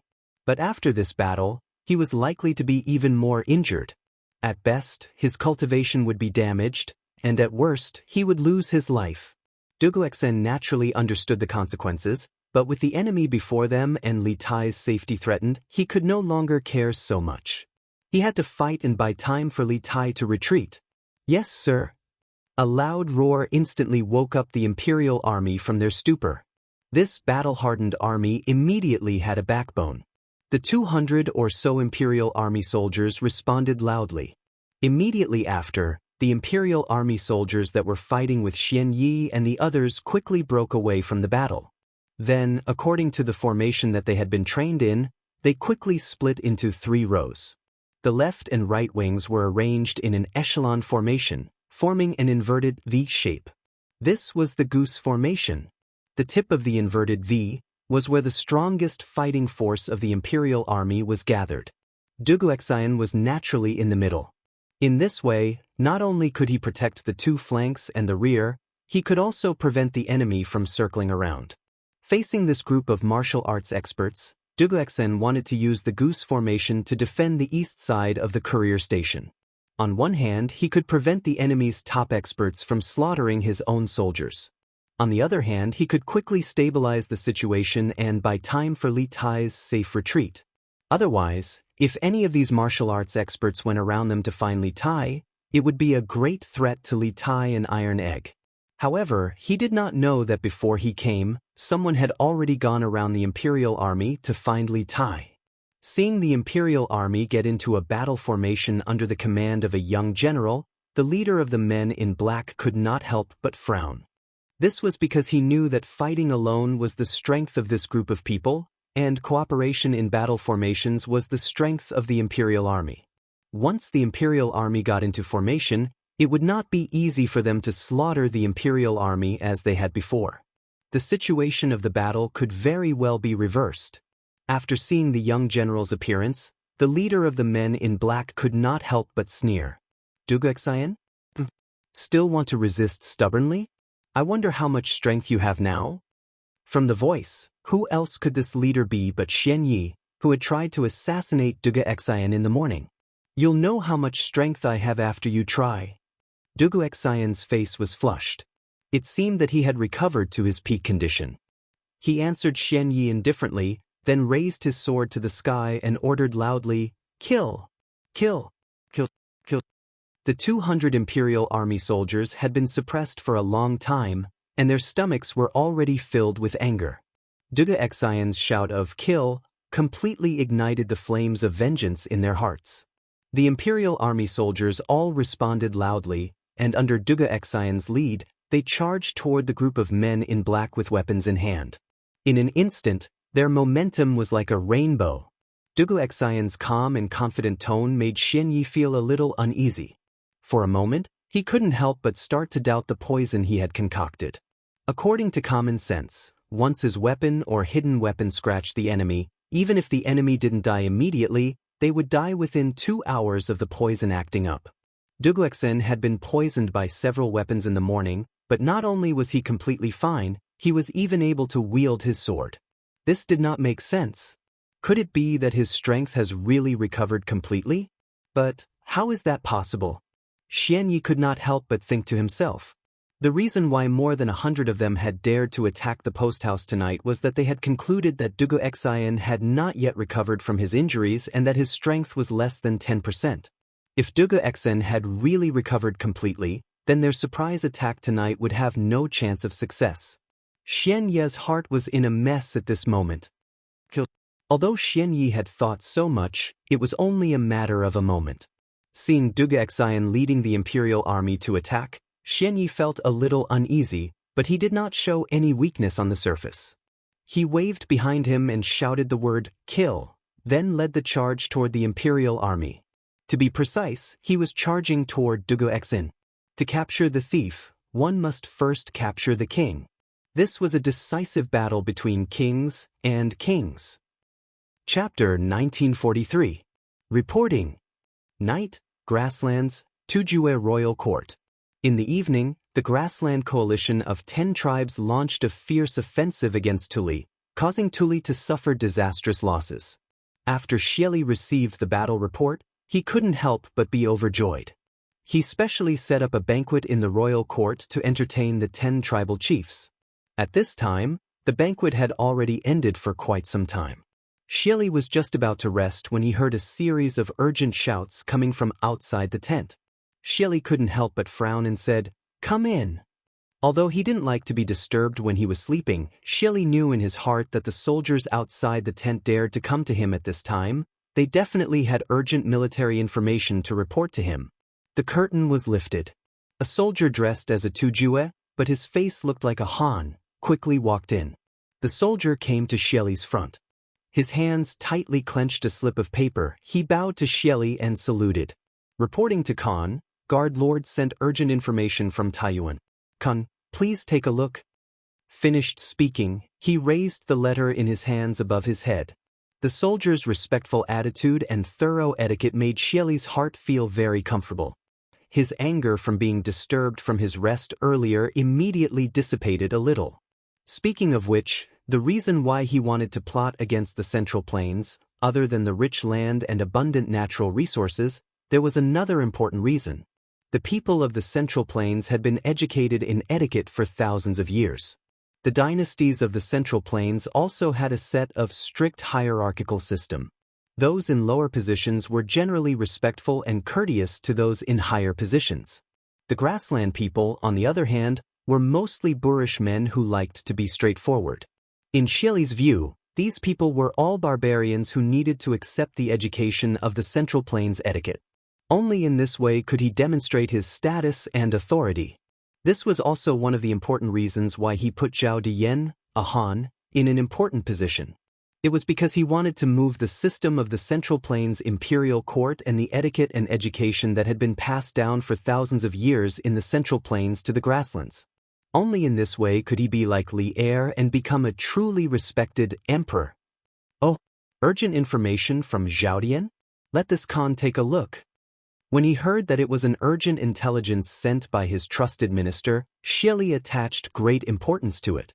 He quickly walked up and took the letter from the soldier's hand before opening it and reading it carefully. The great Tang's Prince of Wei is leading the teachers and students of Yanhuang College to build a telegraph relay station in Taiyuan. I implore the great Khan to send a troop of 10,000 wolf riders to coordinate with the enemy, to take down Taiyuan City, to capture the great Tang's Prince of Wei and the teachers and students of Yanhuang College alive. After reading the contents in his mind, Xieli put away the letter and fell into deep thought. Obviously, he was weighing the feasibility of Zhao Diyan's plan. After all, not long ago, because he had believed in Wuxia's plan, he had lost 50,000 elite wolf cavalry on the border of the Great Tang, all of them under his command. In the end, not only had he failed to obtain any of the Academy's secrets, he had even lost soldiers. Now that Zhao Diyan had requested him to send troops to infiltrate Great Tang, he had no choice but to be cautious. When did Zhao Diyan send out this letter? After thinking for a moment, Xieli was still somewhat moved by Zhao Diyan's plan. He turned around and asked the soldier. The messenger soldier thought for a moment before replying to the great Khan, based on the time, this secret letter should have been sent out by the guard lord this morning. Xieli nodded thoughtfully. On the other side, the soldier seemed to have something to say but hesitated. What else do you have to report? Xieli seemed to have sensed something as he turned his head to look at the messenger soldier and asked. Replying to the great Khan, according to the usual practice, the guard lord would use 2 carrier pigeons to send 2 letters each time he sent a letter back to prevent any accidents on the way. However, this time, the guard lord sent a carrier pigeon back to the grasslands, but we only received a single carrier pigeon. Chapter 1944. Jia, why did father call you over just now? In a large tent to the west of the Eastern Turkic royal court, a beautiful Turkic woman lifted the curtain and walked in. A tall and mighty black-robed man was seated in front of a couch, wiping a spiked club in his hand. Upon seeing the black-robed man's actions, the woman's cheerful steps suddenly stopped. She stood a few steps in front of the black-robed man and couldn't help but ask, "Wuxia, are you leaving the steppe again?" The black-robed man in the tent was none other than the Turkic state teacher, Wuxia. Last month, after failing to infiltrate the Great Tang and steal the secrets of Yanhuang College, Wuxia had fled back to the steppe and returned to his old life. Even though Wuxia and Ashina had lost more than 40,000 elite Turkic wolf cavalry in the battle on the Great Tang border, Wuxia's terrifying strength and his irreplaceable role on the steppe meant that Xieli had only punished Ashina and not Wuxia. At that time, Wuxia had fought several top experts within the borders of Great Tang, and he had also fought the half-step Grandmaster Xianqing of Longhu Mountain outside the Dragon Gate. He had suffered some injuries, but after more than a month of recuperation, his injuries had basically healed. "Kagan wants me to lead soldiers to Taiyuan tomorrow." Hearing the woman's voice, Wuxia's action of wiping his mace suddenly stopped, not even bothering to raise his head as he replied faintly in his hoarse voice. Listening to the meaning in his words, when Xieli told him to go to the tent just now, it should be to arrange for him to lead 10,000 wolf cavalry to go to Taiyuan and cooperate with Zhao Dian from the inside and outside to thoroughly take down Taiyuan city. Looking at it this way, Xieli had made up his mind to take the risk according to Zhao Dian's plan. "What? Father wants you to lead soldiers to the Great Tang again? How can this be?" The woman cried out in alarm and then angrily said, "Last time, when father sent you to Chang, you almost didn't return. Although your martial arts are formidable and unparalleled, the people of the Central Plains have a saying that 2 fists are no match for 4 hands. Moreover, the martial arts world of the Central Plains has as many experts as the clouds. If you are surrounded by them, you will definitely be injured again. Why did father give you such a dangerous mission?" "I have to go find father." After saying this, the woman turned to leave. The woman's full name was Ashina Shuyen. She was the pearl of Xieli Kagan's palm and one of his most beloved daughters. Seeing that Ashina Shuyen was about to go find Xieli, Wuxia finally raised his head, his back facing Ashina Shuyen as he said, "I am the imperial teacher of the great Zhu dynasty, enjoying the worship of tens of thousands of people. It is only right for me to share the burden of the great Khan. Besides, no one can hurt me." This last sentence showed Wuxia's confidence in his own strength. Even though he was slightly injured when he fought with Xianqing before the Dragon Gate, he didn't think that Xianqing's strength was higher than his. It was mainly because he had escaped from Cloud Mountain to the Dragon Gate. Before he fought with Xianqing, he had already fought with Mo Huai, the bearded guest, Duga Xian, Duga Fing, Li Zishuan, and many other top experts. At that time, he had used up more than half of his true qi, which was why he had suffered a small loss in the hands of Xianqing. If both of them were at their peak, he believed that Xianqing would be defeated within 100 moves. Ashina Shuyen stopped in her tracks and turned around. She stomped her feet angrily and said, "Father has so many warriors under his command. Why do you have to take the risk? What mission did father send you to Taiyuan for?" As the little princess of the Eastern Turkic Khaganate, Ashina Shuyen's loyalty to the Eastern Turkic Khaganate was unquestionable. Therefore, Wuxia didn't hide it from her.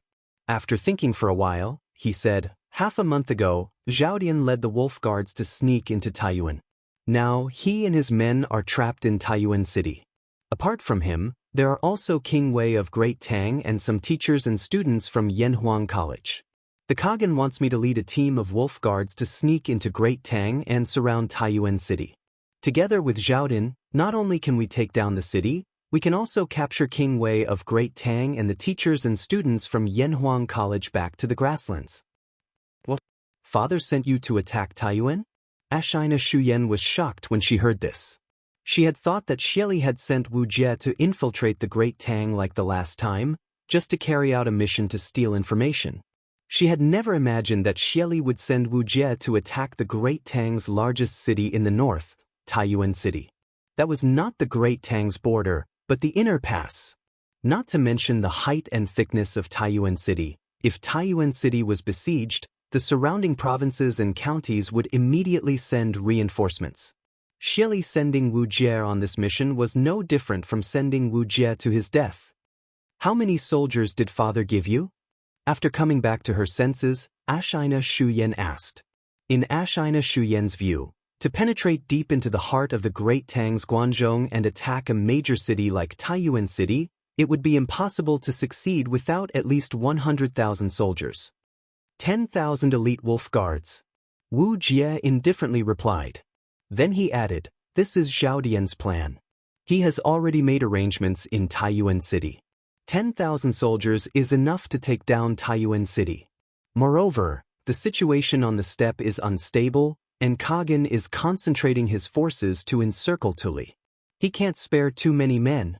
But when she heard the name Zhaodin, a hint of anger flashed across Ashina Shuyan's face. She angrily stomped her foot and indignantly said, Zhaodian! It's that treacherous and hateful Han Zhaodian again. Father's sweat, he must have been possessed by the devil. Ever since he was placed in an important position by father, not only did he bring the hypocritical habits of the Central Plains to the steppe, he also pushed aside all of father's trusted generals. Father's prestige on the steppe is now far inferior to before. Also, Wu Jie, you are the state teacher, the #1 expert of the steppe. Zhaodian doesn't dare to do anything to you on the surface, but I feel that once his position under father's command is stabilized, he will definitely push you aside just like he did everyone else. Previously, you failed to sneak into Yanhuang College to steal information and then fled to the Great Tang border. Not long after that, Zhaodian took the initiative to personally infiltrate the Great Tang. I feel that he wants to use this opportunity to prove himself in front of father so that he can replace you in the future. This time, you are leading troops to attack Taiyuan City. Even if you succeed, the credit will not fall to you, but to Zhaodian. In the words of the Central Plains, you are making a wedding dress for someone else. Hearing this, Wu Jie didn't feel indignant or indignant. Instead, he maintained a calm expression. Because Ashina Shu Yan's words had taken a bit too long, Wu Jie had already picked up his mace and continued to wipe his face. After Ashina Shu Yan finished speaking, Wu Jie only gave a faint "n", and then calmed down and continued to busy himself with the matter at hand. Seeing this, Ashina Shu Yan was furious. She couldn't help but walk up to Wu Jie and fiercely stomp her foot. Wu Jie, I've said so much to you, why haven't you responded at all? Wu Jie didn't immediately respond to Ashina Shu Yan. He put down the silk cloth in his hand and carefully examined the mace. After making sure that the stains on it had been wiped clean, he stood up and looked at Ashina Shu Yan. I don't care. Yener, I don't care about this contribution. If Zhao Dian wants it, he can take it. But I must go on this trip to the Great Tang, and I have my reasons. I also have my reasons. Hearing the latter half of Wu Jie's words, Ashina Shu Yan couldn't help trembling, her right hand involuntarily stroking her left wrist. Beneath her sleeve was a priceless black carp bracelet of exquisite craftsmanship. The last time they came back from the Great Tang, Wu Jie had told her that he met a little girl in Cloud Mountain who wore the same jade bracelet as her. He had asked her if she knew this girl, but Ashina Shu Yan said she didn't. Since then, there had been some estrangement between the two of them. Now, the relationship between the two of them had become even more estranged. Ashina Shu Yan was clear in her heart that the reason Wu Jie had to go was most likely because of the girl who wore the same bracelet as her. In addition, I also want to know who I am. Wu Jie picked up his mace and was about to walk out of the tent, but just as he was about to reach the entrance, he suddenly stopped and muttered to himself before opening the tent's curtain and walking out. Inside the tent, when she heard Wu Jie's last sentence, Ashina Shu Yan's face suddenly turned pale and a trace of panic appeared in her eyes, as if she had foreseen something terrible was about to happen. Wu Jie's sentence seemed to have no beginning or end, but it also seemed to have a deep meaning. The amount of information contained in it was too much. Wu Jie. After a long while, she finally came back to her senses, then quickly turned and ran out of the tent, frantically calling Wu Jie's name. Southeast of the grassland, Tuli's troops, Tang Jian's tent. At this time, Tang Jian was sitting at the table, reading a book and drinking tea leisurely. The book was a good book, and the tea was naturally good tea.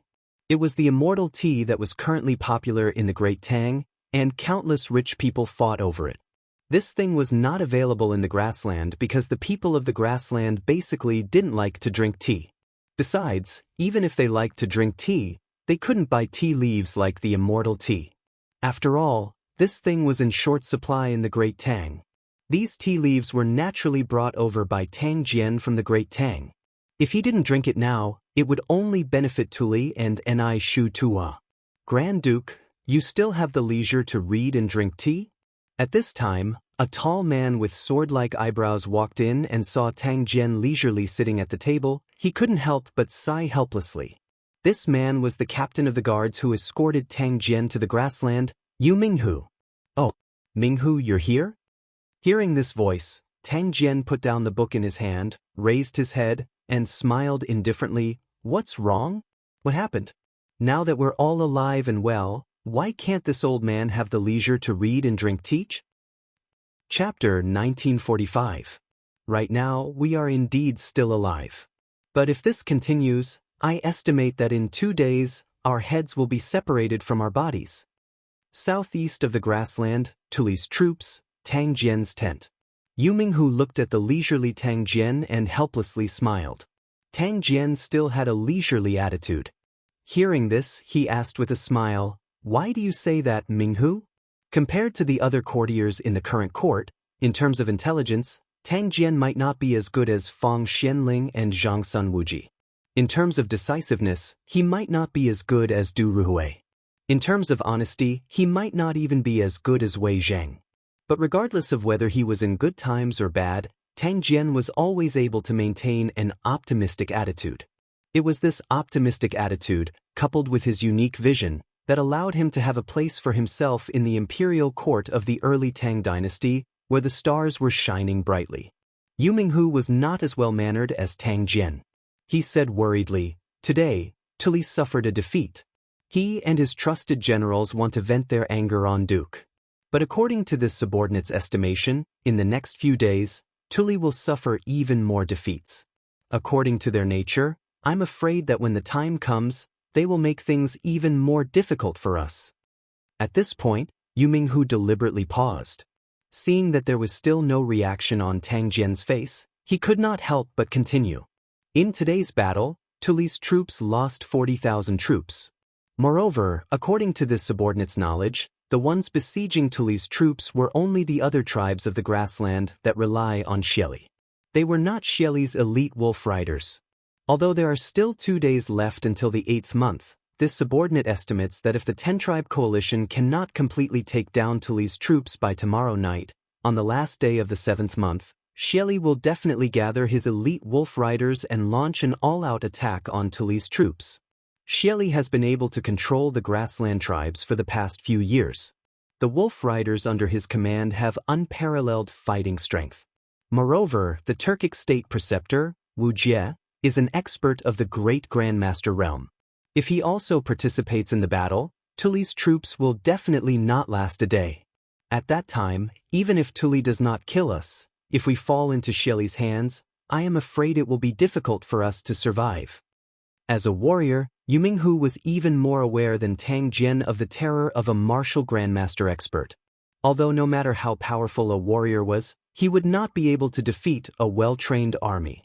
However, if an expert like a martial grandmaster were to lead an army and personally lead this army into battle, then the combat power of this army would be raised by several levels.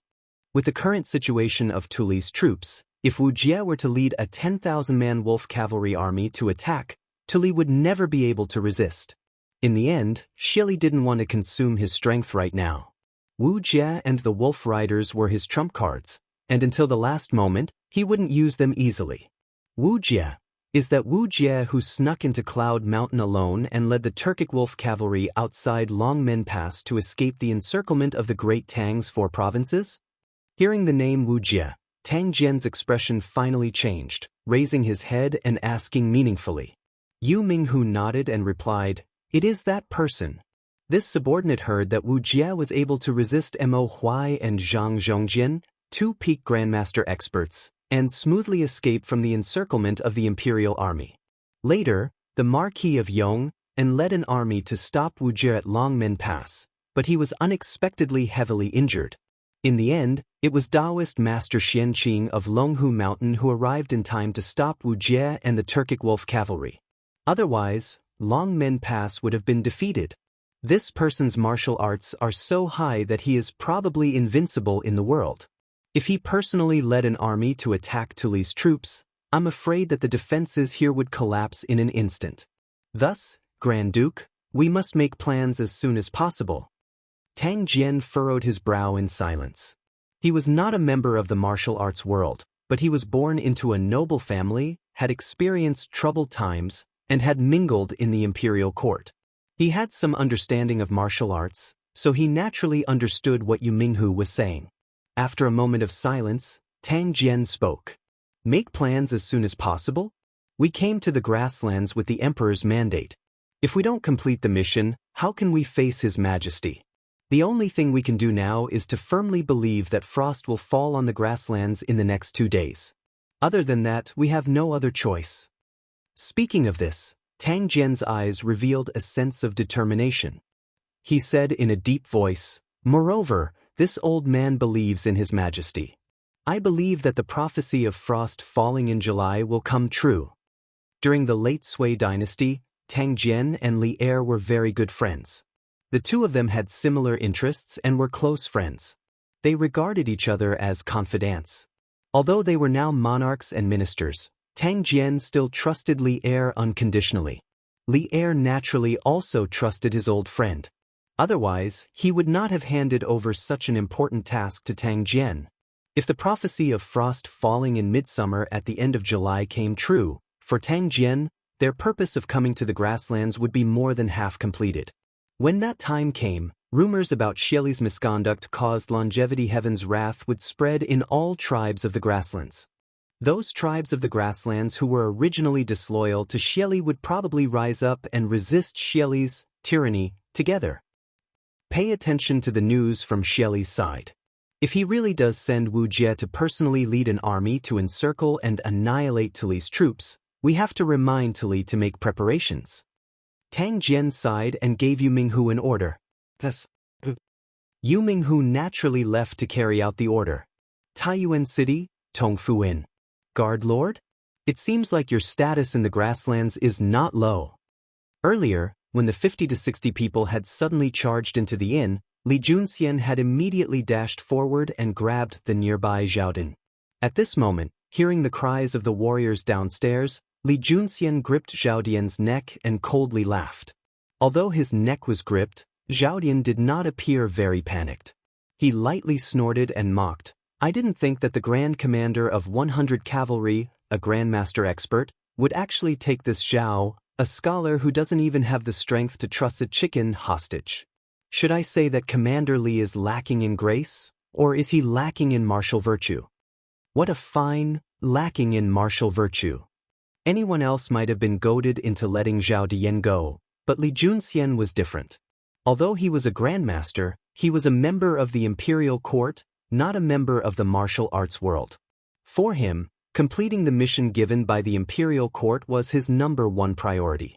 As for martial virtue, was letting Zhao Dian go and having his 700 subordinates fight with 80 to 90 people a matter of martial virtue? Say what you want. Li Junxian nonchalantly chuckled, and then he threatened, "This general will not let his subordinates throw away their lives. Immediately have your men put down their weapons and surrender, or else." His right hand tightened around Zhao Dian's neck, and Zhao Dian immediately found it difficult to breathe. A few moments later, this fellow's face turned red. It was clear that Li Junxian had not used any small amount of strength. Ugh. Zhao Dian couldn't help but groan and slap away Li Junxian's right hand. Seeing this, Li Junxian slightly loosened his grip, and Zhao Dian hurriedly covered his neck with his hand and began to violently cough. Cough, cough. Commander Li truly has a good plan, but this Zhao will not let his subordinates surrender. At worst, we'll just die together. Ha! If I can kill a commander of 100 Tang cavalry, this Zhao Dian's life will be worth it. Contrary to Li Junxian's expectations, Zhao Dian was not intimidated by Li Junxian's threat. On the contrary, he was even more vicious than Li Junxian. After mocking Li Junxian, Zhao Dian looked down at his subordinates and shouted, "Kill, Don't worry about this god. Li Junxian couldn't help but be taken aback. Zhao Dian's subordinates downstairs were also slightly stunned when they heard this. Everyone hesitated to move forward because although Zhao Dian had shouted this, if they really rashly went forward and caused Zhao Dian to lose his life, then what would be left for them after returning to the grassland would still be a dead end. Li Junxian's eyes narrowed as he slightly clenched his right hand. At the same time, he warily and threateningly glared at the warriors downstairs. For a moment, the two sides were in a standoff. Zhao Dian's men did not dare to recklessly step forward, while Li Junxian's men naturally would not attack for no reason.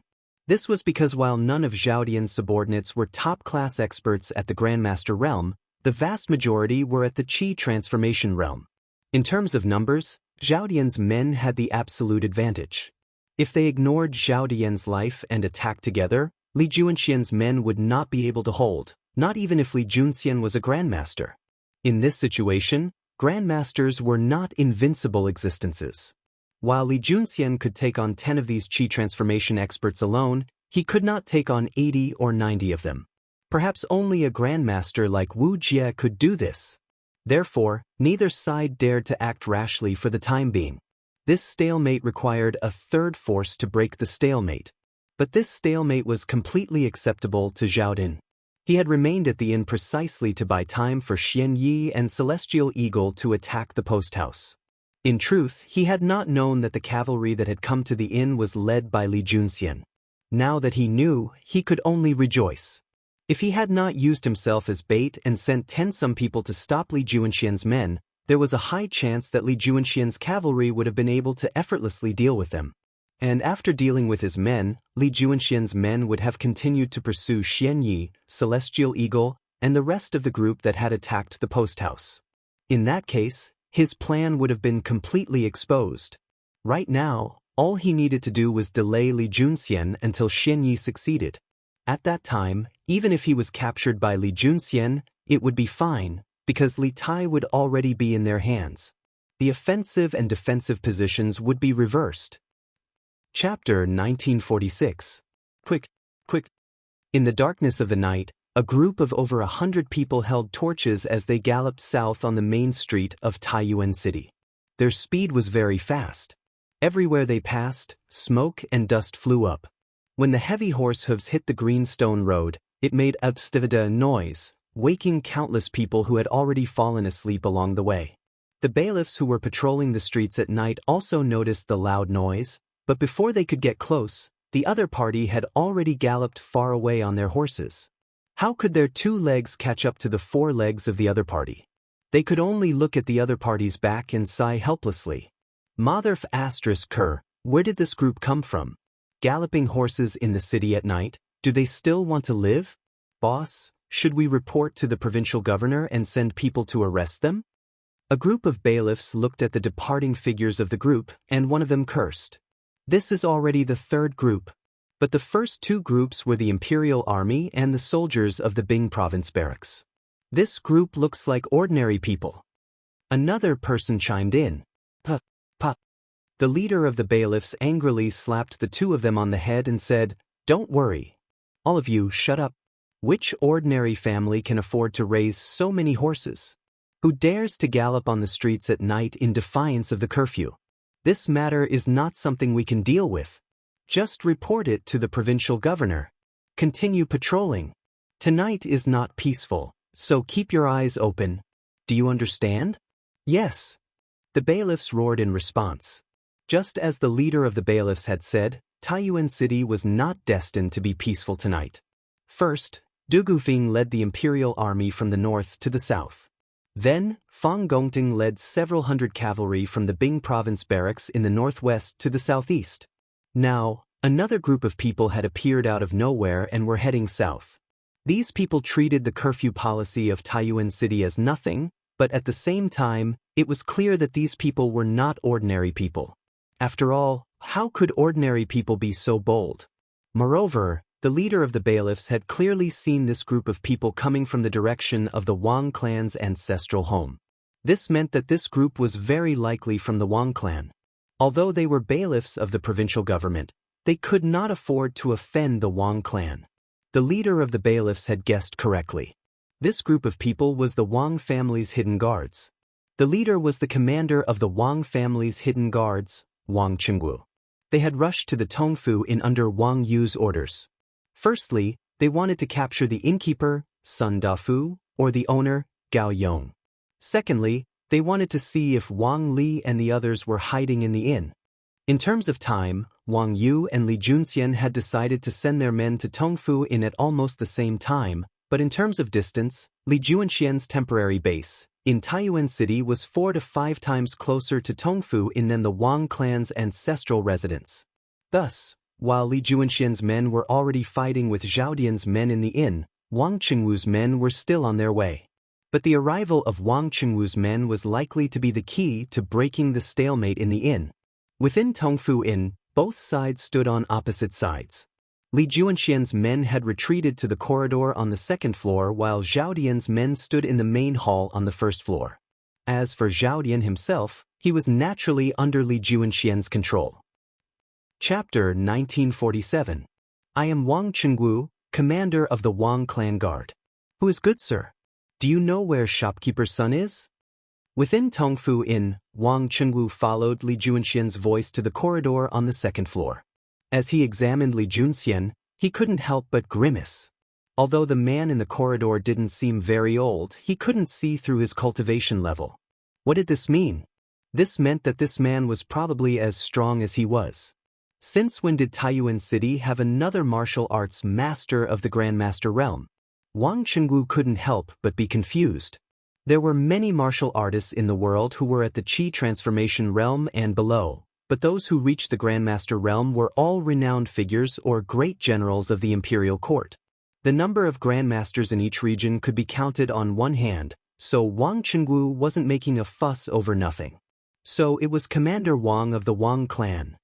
Li Junxian's eyes flashed upon hearing Wang Qingwu's identity, and he couldn't help but inwardly sigh in relief. Based on the information the 100 Horsemen had gathered, Wang Qingwu was a member of the Wang clan's main branch, and the Wang clan's main branch and second branch were not on the same side. On the way to the inn, he had received news that Wang Kuei had fled in fear of punishment and that the entire Wang clan was searching for him. Although he didn't know why Wang Qingwu had brought people to Tongfu Inn, if Wang Qingwu wasn't working with Wang Kuei and Zhao Din, then this was good news. With these thoughts in mind, Li Junxian turned to Wang Qingwu and said, "This general is 100 Horseman Li Junxian, and I have been ordered by the emperor to secretly protect His Highness King of Wei in Taiyuan City. Commander Wang, these people are all spies hiding in Taiyuan City, and their leader is Zhao Din. Commander Wang, you've come at just the right time. Why don't you help this general capture these people and send them to the provincial governor's residence?" Although he had sent someone to the provincial governor's office to ask for help in advance, the provincial governor's office was far away from the inn. It would take some time for the reinforcements from the provincial governor's office to arrive. No one knew what the situation would be like then. Rather than that, it was better to borrow the Wang clan's forces to capture Zhao Dian's group. What? Zhao Dian? Wang Qingwu's pupils constricted at the name Zhao Dian. Before nightfall, Duguexen had personally visited the Wang clan to inform Wang Yu of the secret letter that Han Lijing had brought to Taiyuan City and had asked Wang Yu to search the city for Zhao Din. Wang Qingwu was one of Wang Yu's trusted aides, knew that all this turmoil in Taiyuan City was Zhao Dian's work. Thus, when he heard Li Junxian's report that Zhao's group, Wang's report, was Li's, so when he heard Li's Li that was his people's clan's group, S's was? Li was S-he. Wang, S Wang. S-t. His duets, as the group of Wang family dark guards roared in agreement, then all of them drew their weapons and charged towards Zhao Dian's subordinates. Chapter 1948. Taiyuan Courier Station. A major battle was on the verge of breaking out. The Imperial Army was fighting against Xian Yi and the other Turkic spies on the eastern side of the courier station.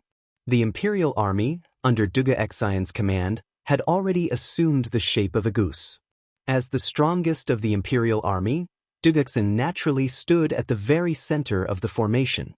His direct opponent was the strongest of the enemy, Xian Yi.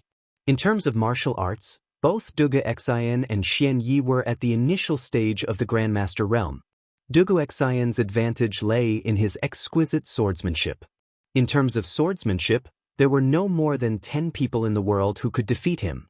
On the other hand, Xian Yi's advantage lay in his bizarre movement techniques and his innumerable sneak attacks. This morning, Duge Xian had fought with Xian Yi in the southern part of the city. But at the time, Xian Yi's side had outnumbered him, and they had even used hidden weapons, poisons, and all sorts of underhanded sneak attacks. Only then had Duge Xian been defeated and heavily injured. In a direct confrontation, Xian Yi might not have been a match for Duge Xian. But there were no ifs in this world. In a confrontation between two armies, the most important thing was the final outcome, not the methods used in the process. The winner was king, and the loser was a bandit. For Duge Xian and Xian Yi, this was a battle where one of them would die. Only the victor could survive. However, Duge Xian had yet to recover from his injuries, and he could only use 50% of his strength at most. As a result, his chances of victory were extremely slim. Clang! Duge Xian raised the sword in his hand and poured his true qi into it. The sword hummed with a clang. This sword had a spirit, and the Duge clan had invited the master swordsmith Jianghu to forge it. Although it was not as famous as the Crow 9 swords, it was still extremely sharp. Ever since Duge Xian had made some small achievements in martial arts, this sword had always been by his side. The sword had no name, but the experts who had fallen to it were all top-notch experts who had long been famous. At this moment, this sword seemed to be able to sense the resolve in its master's heart.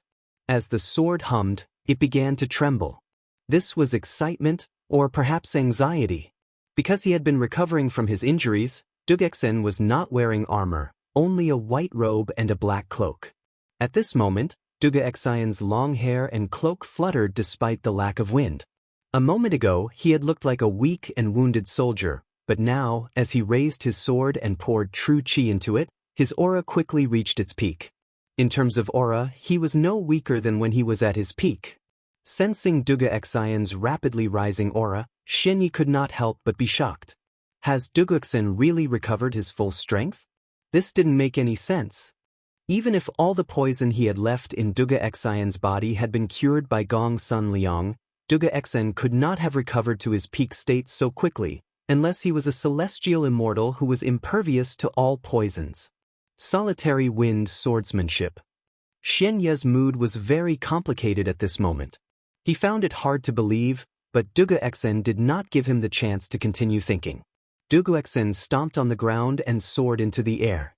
His left hand formed a sword seal, and his right hand held the sword as he executed a series of complex sword moves. His speed in the air skyrocketed again, and he and his sword were like a stream of light in the night sky, stabbing straight at Xian Yi.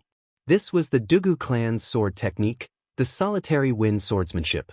In terms of sword moves, the solitary wind swordsmanship was not as exquisite as the Duge 9 swords, but Duge Xian had been practicing this sword technique for more than 10 years and had long reached the point of mastery. There was no absolute good or bad sword technique in this world. Once a sword technique reached the point of mastery, its power could not be underestimated. The main reason Duge Xian had been able to use the first 7 moves of the solitary wind swordsmanship in such a short time was that this sword technique had already been deeply ingrained in his bones. He could create sword moves with just a wave of his hand.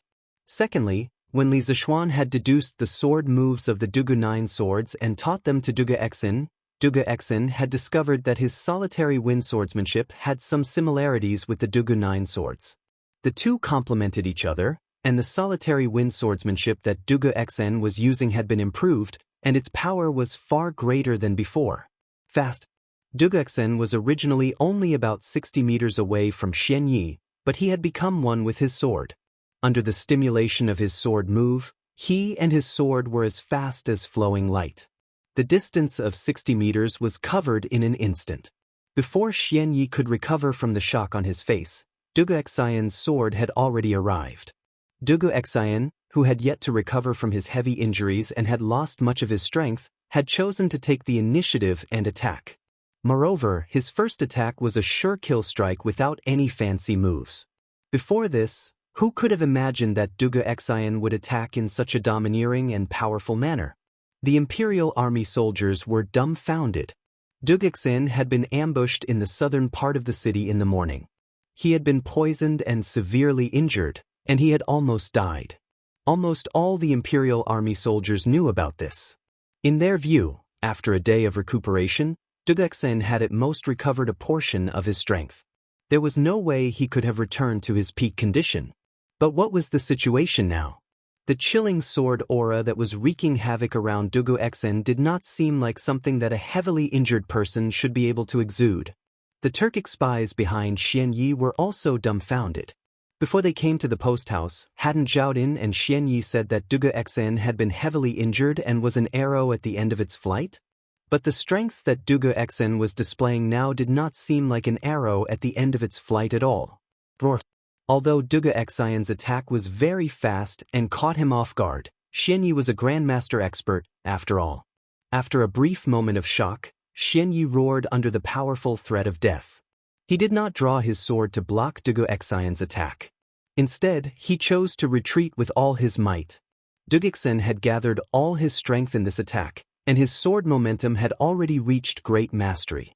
Xian Yi did not dare to meet this attack head-on in a hurry. Moreover, he was best at assassination and hidden weapons, not head-on combat. Therefore, his only choice now was to retreat and avoid the attack for the time being. When Duge Xian's attack failed and he switched to another move, he would strike again and deal the fatal blow. Xian Ye's lightness technique was superior to Duge Xian's in the first place. Even though he had launched his attack after Duge Xian's, he still managed to narrowly avoid Duge Xian's sure kill strike.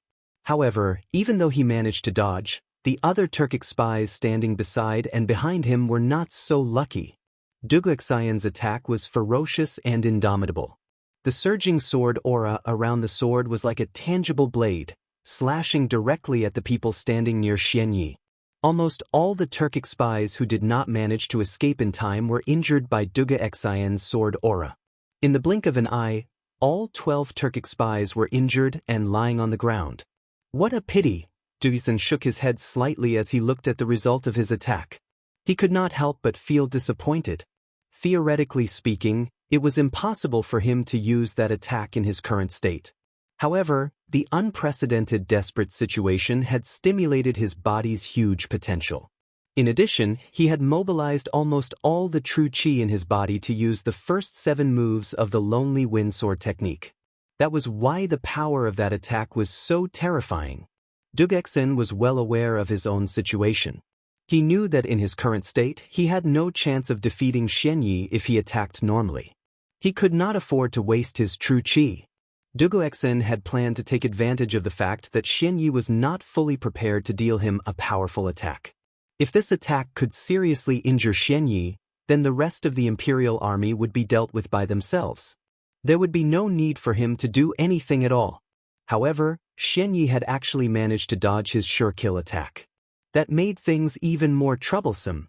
On one hand, Xian Yi would definitely be on guard after that attack. Even if he used the same move again, he would not be able to injure Xian Yi in the slightest. On the other hand, that attack had used up most of his true qi. It would be very difficult for him to use another attack of the same power. Swish, swish, swish, swish, swish. Xian Yi, who had dodged Duge Xian's sure kill attack, could not help but be shocked and enraged when he saw this scene. One had to know that he and Sky Eagle had brought people to ambush the post house, and they were already at a disadvantage in terms of numbers. Now that Duge Xian had directly injured more than 10 of them, they were even more disadvantaged in terms of numbers. If Duge Xian swung his sword a few more times, wouldn't all of his men be cut down to the ground? In the end, he would be the only commander without an army left on the battlefield. He could not allow Duge Xian to slaughter his men wantonly.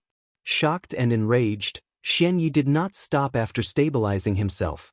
With a flick of his sleeves, 5 thin needles shimmering with cold light flew toward different parts of Duge Xian's body. The speed of the needles flying through the air was even faster than when Duge Xian had become one with his sword. Using offense as defense, he wanted to restrain Duge Xian with a sharp attack so that the martial artists on his side who were below the Grandmaster realm would not be killed by Duge Xian, a Grandmaster expert. Duge Xian, who had already suffered in the south of the city in the morning, knew that Xian Ye's 5 needles must have been smeared with poison. Naturally, he did not dare to take them head-on. However, the 5 needles that Xian Yi had thrown out were coming from different directions, almost sealing off all his escape routes. It was impossible for him to rely on his body movement to dodge these 5 poison needles. 9 strategies of the Dugu sword, arrow-breaking style. Duge Xian did not hesitate in the face of these 5 needles. He swung his sword and used the arrow-breaking style of the 9 strategies of the Dugu sword, which was specially designed to deal with hidden weapons. There was a flash of sword light in the air, and the 5 needles that came from different directions were all hit by Duge Xian. The needles fell to the limestone floor with crisp sounds. Xian Ye's sneak attack had also failed. Chapter 1949. Let's go together. Use all the skills you're best at and end the battle quickly. Xian Yi was not discouraged by the failure of his sneak attack, because Duge Xian seemed to have recovered to his peak state. Although he did not understand why, he had to admit it when the truth was right in front of him. Therefore, in order to prevent the situation from worsening, Xian Yi did not intend to continue fighting Duge Xian alone. He roared at his men around him. Zhao Dian's men had not only gone through harsh and cruel training, but most of them were notorious scum of the martial arts world in the Central Plains before they joined the Turks. Each of them was more vicious than the other. In terms of head-on strength, they might not be as good as the Imperial Army, but in terms of sneak attacks, the Imperial Army was far inferior to them. And tonight's darkness was the best cover for their sneak attacks. Yes, sir. The men around Xian Yi answered loudly and then scattered. Those who were good at lightness skills simply jumped onto the roof. The 100 or so men spread out in a fan shape. Obviously, they understood what Xian Yi meant. Faced with the Imperial Army that had already set up a formation, if they charged at them together, they would only be killed. Only by spreading out and disrupting the Imperial Army's formation with some sneak attacks could they possibly break the formation. For a moment, all kinds of hidden weapons, such as hidden arrows, flying daggers, and poisonous needles, were shot out in all directions toward the Imperial Army that had set up a formation. Other than that, a few of them lit up balls with fire and threw them at the Imperial Army. Immediately, thick smoke rose from the Imperial Army's position. Clank, clank, clank. Metal clanked. The hidden weapons such as hidden arrows, flying daggers, and poisonous needles thrown by the Turkic spies did not cause much damage to the Imperial Guards. After all, the Imperial Guards were one of the most elite troops in Chang. They were dedicated to guarding the Imperial Palace. Every Imperial Guard was wearing excellent Mingguang armor. Ordinary swords and sabers could not penetrate their armor, let alone hidden arrows and flying daggers. Unless these hidden weapons happened to pierce the gaps between the joints of the armor, or directly hit the faces of the Imperial Guards. Physical attacks wouldn't work, but magical attacks would. The incense that the Turkic spies had thrown at the Imperial Army was clearly incense capable of releasing poisonous smoke. The Mingguang armor worn by the Imperial Army could block the attacks of ordinary hidden weapons, but it could not block the pervasive poisonous smoke. Everyone, cover your noses and mouths. We'll form teams of 3 and help each other. Don't let anyone pass. Duge Xian had truly been caught off guard by this sudden turn of events. His original plan had been to use his life to hold down Xian Yi and leave the rest of the small fries to his Imperial Army. Although these Turkic spies were all powerful martial artists, the Imperial Army was skilled in battle formations. Once they were in formation, the Turkic spies would never be able to defeat the Imperial Army, even if they were twice as numerous. However, who would have thought that Xian Yi wouldn't play by the rules at all? He directly ordered everyone to scatter and fight on their own. Moreover, he used some dirty tricks. Therefore, he hurriedly shouted. Chapter 1950. 9 Swords of Dugu, Sword-Breaking Style. Taiyuan Courier Station, East Side. Duge Xian gritted his teeth in the face of the dozen or so bolts of sword chi flying toward him. Mustering the remaining true chi in his body, he leaped into the air with his sword and executed the most complex and exquisite sword-breaking style of the 9 swords of Dugu. The essence of the 9 swords of Dugu was that the moment one saw a flaw in the opponent's moves, one would exploit it to strike first. Although Dugu Xian's 9 swords of Dugu was not as proficient as his solitary wind swordsmanship, he had already grasped the sword will of the 9 swords of Dugu. The 9 swords of Dugu was a set of swordsmanship that placed great emphasis on sword will. The crux of it was the sword will and not the moves. In that instant, Dugu Xian had seen through the flaws in the swordsmanship of the dozen or so people. Infusing true qi into his sword, he executed the Dugu family's unique lightness technique and flew toward the Turkic spy at the very front. His speed was extremely fast. Seeing that Dugu Xian was advancing instead of retreating in the face of their attacks, the Turkic spy was first stunned, then overjoyed. But in the next moment, the joy on his face froze. Because Dugu Xian's sword had already arrived. This Turkic spy loved to advance prematurely, so he was at the very front. Moreover, the sword move he executed was also a sure kill move that only attacked and did not defend. Thus, the area around his left rib was completely exposed to the opponent. Dugu Xian arrived in front of the Turkic spy. With a flash, he dodged the other party's attack and turned to stab his sword at the other party's left rib.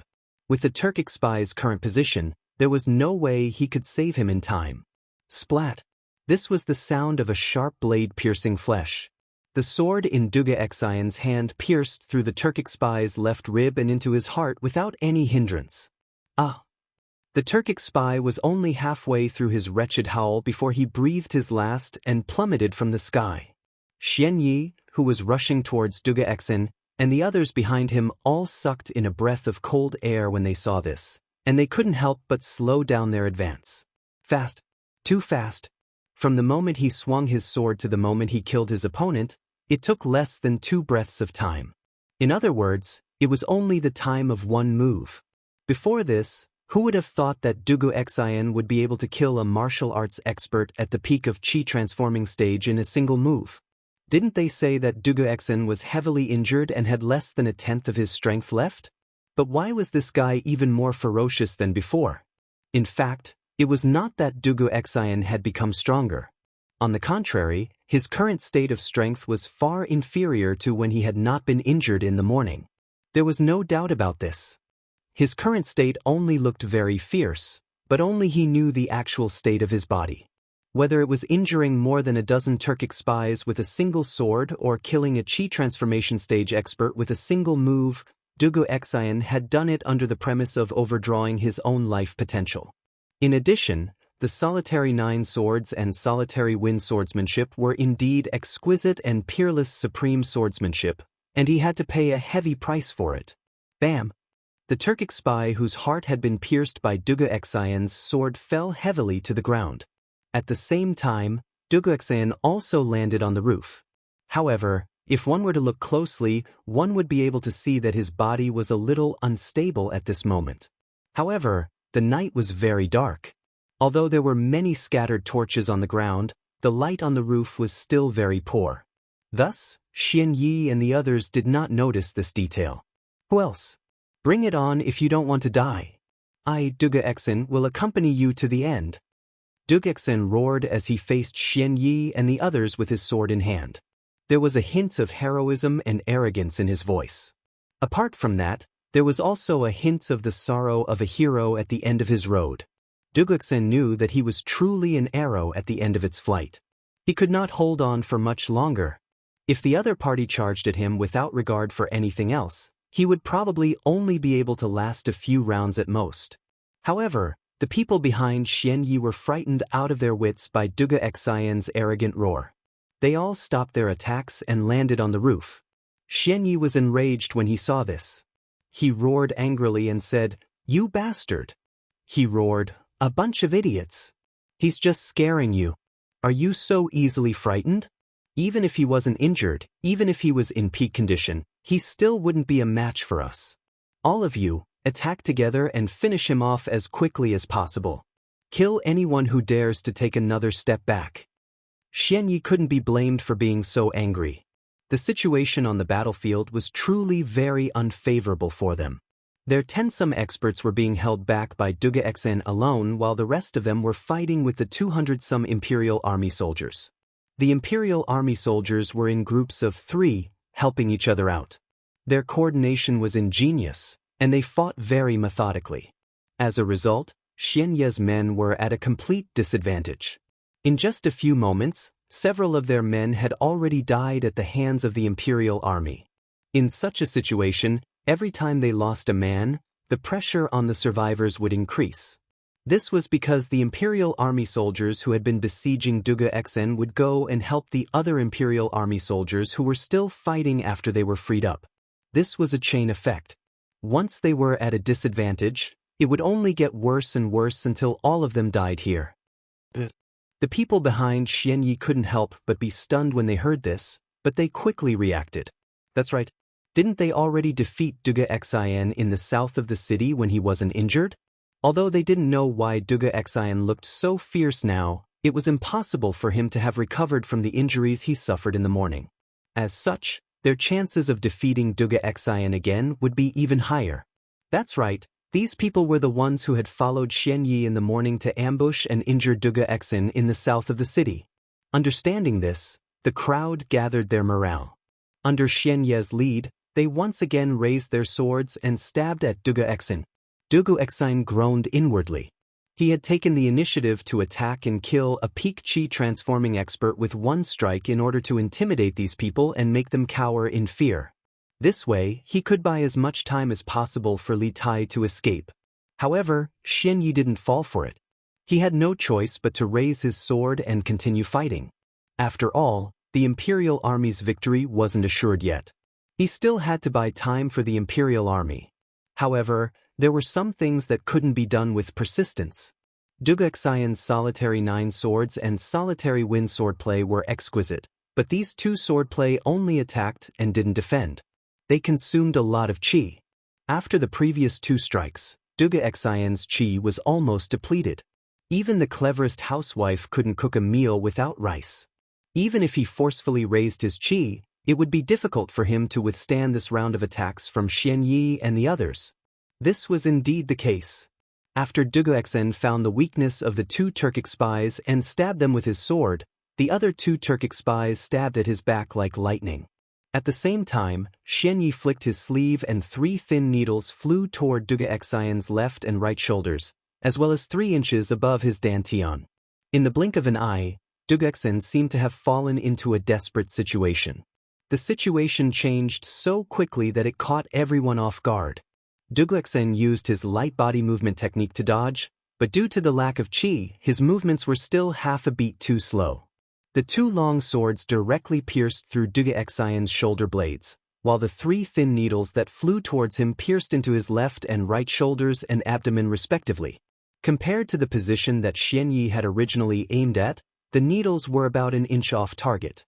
The first 2 sounds were the sound of sharp swords piercing flesh. The last sound was the sound of Duga Xen, who had yet to recover from his injuries, being injured again. He couldn't help but spit out a mouthful of blood, which contained bits of his internal organs. Although these 2 swords hadn't taken his life, they had aggravated his injuries. If he wasn't treated in time, he wouldn't be able to live for long. More importantly, the 3 thin needles that Xian Yi had driven into his body were coated with poison. In less than an hour, he would die from the poison. At this moment, Duga Xen could clearly feel the strength in his body rapidly dissipating. He knew that this was a sign that he was about to fall into a coma or die. However, Duga Xen was unwilling to fall just like that. This was because below the roof was still his comrade who had fought with him for many years. And behind him was Li Tai in the main building of the post house. No matter what, he couldn't allow Li Tai to fall into the hands of these Turkic spies. Duga Xen, who was on the brink of death, suddenly let out a deafening roar. Then, the rapidly dissipating strength in his body miraculously gathered back together. Wielding his sword, he turned around and swept it across, beheading the 2 Turkic spies behind him who hadn't been able to react in time. However, Duga Xian's series of movements had caused the two swords that had pierced into his shoulder blades to leave a deeper and wider wound on his shoulder. Blood flowed like a river. Blood instantly dyed Duga Xian's entire back red. His eyes were red, and his hair was disheveled from the battle. He looked like a crazed demon. General!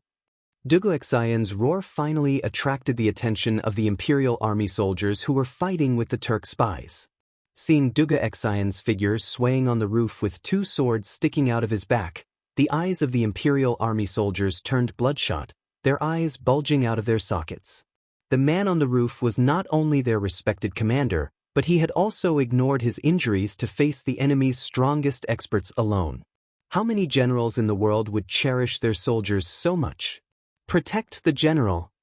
Quick! Protect the general! Thus, the Imperial Army soldiers gave up on fighting the Turkic spies and rushed toward Duga Xian with all their might. That man was their spiritual pillar. They couldn't allow him to fall. Chapter 1951. Your Highness, the situation outside is very disadvantageous to us. Please evacuate the post house as soon as possible. We are willing to risk our lives to help Your Highness break out of the encirclement. The deafening roar of Duga Xian when he was heavily injured by Xian Yi and the others clearly traveled to the room where Li Tai was staying in the central building of the post house. When the two imperial guards at the door heard the mournful, painful and sorrowful roar, they couldn't help but change their expressions. A trace of anxiety and unease flashed across their faces, but after a moment of hesitation, they resolutely turned around and pushed open the door, solemnly cupping their fists in greeting to Li Tai. After realizing that something had happened to Duga Xian, the first reaction of these two imperial guards was to rush out to rescue Duga Xian. However, they couldn't help but recall what Duga Xian had said before he left. Wang Tong, Guijian, the two of you stay here and protect His Highness. If the situation is bad, immediately evacuate with His Highness. Remember, even if you lose your lives, you must ensure His Highness's safety. Military orders must be obeyed. A soldier's duty was to obey orders. Whether it was in ancient times or modern times, it was always so. Guijian and Wang Tong both understood that the reason Duga Xian had risked his life to fight the assassins outside was to ensure Li Tai's safety. If they went to rescue Duga Xian now, not only would they fail to save Duga Xian, they would also fail to live up to Duga Xian's loyalty. Therefore, after a brief moment of hesitation and struggle, the two of them finally chose to carry out their orders and protect Li Tai as he safely evacuated from the post house. Before Duga Xian had left, he had said that if the situation was bad, they were to immediately evacuate with Li Tai. Duga Xian's painful and mournful roar meant that the situation was not good. It was very likely that the other party had already heavily injured Duga Xian. If Duga Xian, the top fighter of the Imperial Guard, was heavily injured, then it was only a matter of time before the rest of the Imperial Guard were defeated. The situation is not good? Inside the room, Li Tai abruptly stood up when he heard this. He looked at Guijian and Wang Tong and asked with a frown, "That loud roar just now, was it General Dugu?" A trace of pain flashed across Guijian and Wang Tong's faces. Soon after, Guijian cupped his fists and replied, "It's the generals. There must be a peerless expert among them. Otherwise, they wouldn't have been able to injure the general. Therefore, Your Highness, please follow us and retreat immediately." What? Li Tai was both shocked and furious when he received confirmation from the two of them. After pondering for a moment, he suddenly thought of something and shook his head. "I can't retreat like this." After saying that, Li Tai looked at Iron Egg beside him and said, "Iron Egg, don't we still have communication fireworks? Quickly take the communication fireworks to the roof and light them up. General Fei Ying and the others will definitely come to the post house's rescue when they see it." The teachers and students of Yanhuang College came to Taiyuan mainly to build a telegraph relay station. During the process, the teachers and students of the college couldn't stay together forever. After all, if they wanted to build a telegraph relay station as soon as possible, they had to work together. In order to prevent accidents from happening during the mission, Duga Xian had given all the teachers and students of the college a communication fireworks before entering the city. This was to be used to call for help in an emergency. The reason why Li Tai didn't think of using the communication fireworks immediately was that tonight's attack was too sudden. Not only did he not think of it immediately, but Iron Egg and Duga Xan also didn't think of it. Your Highness, your body is priceless. How can you put yourself in danger? Moreover, the general risked his life to fight the assassins despite his injuries in order to protect your safety. If you don't retreat, won't you be letting down the general's loyalty? Wang Tong's eyes were red as he cupped his fists to Li Tai and spoke in a rough voice. Iron Egg couldn't help but advise. Ching, Brother Wang is right. We won't be of much help if we stay here. Why don't we retreat first and then go to the provincial governor's mansion to get reinforcements? Otherwise, won't we be wasting General Duga's efforts? Li Tai shook his head resolutely. No. I can't just watch General Dugu and these Imperial Army soldiers throw their lives away without doing anything. Moreover, there are still some teachers and students of our college staying in the post house. How can this prince abandon his teachers and classmates and flee alone? Li Tai used to be very afraid of death, but after staying in the college for more than a year, the word righteousness had appeared in his mind. Leaving aside the fact that Duga Xian had dutifully protected them all this time, a month ago, when the Tujue state preceptor Wuxia had snuck into the college to steal the secret files, if not for Duga Xian's timely arrival with his troops, Wuxia would have very likely massacred the college. If that had happened, the casualties that night would have been even greater. And the losses would have been even greater. Based on this point alone, the college owed Duga Xian a great favor. Not to mention, Duga Xian himself had a very close personal relationship with Li Zixuan, the Yamacho of Yanhuang College. Therefore, although Duga Xian was only a subject of the House of Li, Li Tai couldn't bear to see him die like this. Iron Egg heard this and couldn't help but fall silent. In fact, how could he bear to see Duga Xian and the rest of the Imperial Army soldiers die? But in the current situation, they had to make a choice. No matter what, Li Tai couldn't have anything happen to him in Taiyuan City. Otherwise, more people would die because of him. Thinking of this, Iron Egg steeled his heart and quietly took a step back. Then, he prepared to chop Li Tai's back with his hand. Chapter 1952.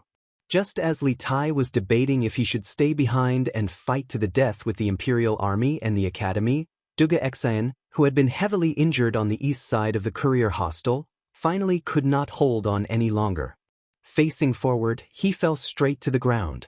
Dugu Xian felt his consciousness rapidly falling into darkness, and he gradually lost all feeling in his body. The dissipating power did not gather back. This time, a miracle did not happen. Or rather, a miracle had never happened before. The previous time was merely a final burst of consciousness from the dying Duga Xian due to his strong willpower and conviction. General, when the Imperial Army rushing over saw Duga Xian fall straight from the roof, they could not help but widen their eyes in anger.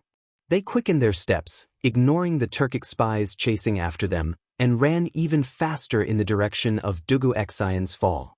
Bam! Fortunately, the Imperial Guards managed to catch Duga Xian before he hit the ground. Unfortunately, the strong collision and impact had caused the two swords in Duga Xian's back to sink 2 inches deeper into his flesh. General, please wake up. Seeing the man who was usually invincible like a god of war now covered in blood and barely breathing, the Imperial Army's eyes were red with grief. Quick, you guys take the general and retreat first. Leave this to me and the other brothers. A middle-aged man with a round face and short beard, looking very dignified, ordered the Imperial Army around Duga Xian. Yes. Commander who? The Imperial Army replied. Then, they carefully pulled out the 2 swords on Duga Xian's back and prepared to leave with Duga Xian on their backs. Don't worry about me. Quick, pull back the defense line and protect His Highness. We must hold on until Fei Ying and the others come back. At this moment, Duga Xian, who was lying on the back of an Imperial Army soldier, spoke with difficulty. His voice was very soft and could easily be drowned out in the chaos of the battlefield. However, the middle-aged man with a round face and short beard happened to be beside him and naturally heard what he said. Quick, everyone, retreat immediately to Iching Pavilion and protect His Highness." The middle-aged general did not immediately reply to Dugu Xian's words. Instead, he shouted at the imperial army soldiers around him. The Iching Pavilion he mentioned was the name of the main building in the center of the courier station. It was also where Li Tai, Iron Egg, and the others were hiding. Yes. In the imperial army, Dugu Xian had the highest status, followed by Dugu Feng. Other than the two brothers, this round-faced, short-bearded general had the highest status. Thus, the imperial army would still respond to his orders. After giving the order, Hu Lang commanded the imperial army to continue evacuating with Dugu Xian. At the same time, he shouted to Dugu Xian, "General, no matter what you say, our brothers will not abandon you. This old whose life was saved by you back then. Even if I have to die, this old who will die before you. We must protect His Highness, and this old who must also save you." Hu Lang straightened his neck, his face filled with stubbornness. Under his lead, Dugu Xian was swiftly brought away from the battlefield. While Xian Ye's Turkic spies had tried to stop them, they were all cut down by Hu Lang and his imperial army soldiers. The imperial army quickly pulled back their defensive line and retreated toward the main building of the courier station. Strangely, Xian Yi and the others, who had severely injured Dugu Xian, did not intervene during this process. Instead, they stood on the roof and watched coldly. "Leader, why don't we pursue and kill Dugu Xian?" A Turkic spy asked in confusion. This was indeed the best opportunity to kill Dugu Xian. "There's no need." Xian Yi shook his head and confidently said, "Dugu Xian is already dead. Moreover, our goal is about to be achieved." Chapter 1953. But, Brother Wang, Brother Gua, take care of yourselves. My master and I will definitely treat you to a drink after this. In the room of the Taiyuan post station, Iron Egg finally looked at Wang Tong and Guijian and said solemnly after a short hesitation and struggle. Although he really wanted to have a big fight with this master who was at the peak of the Qi-forming realm in front of him, because only through a real life and death battle could his martial arts improve faster. Just like when he fought against Ming Huan in Guan City. Not long after that battle, he broke through to the Qi-forming realm. However, Iron Egg knew very well that this was not the time for him to show off his bravery. Protecting Li Tai's safety was the most important task at the moment. He had to make a choice. Good. To be treated to a drink by Marith I Wang Tong, have not lived in vain. Brother Iron Egg, I'll remember what you said. I'll remember it too. Hearing this, Wang Tong and Guijian laughed heartily and said loudly. However, there was a trace of sadness in their laughter. Obviously, they both knew that if they wanted to successfully protect Li Tai and Iron Egg in front of them, they had to risk their lives.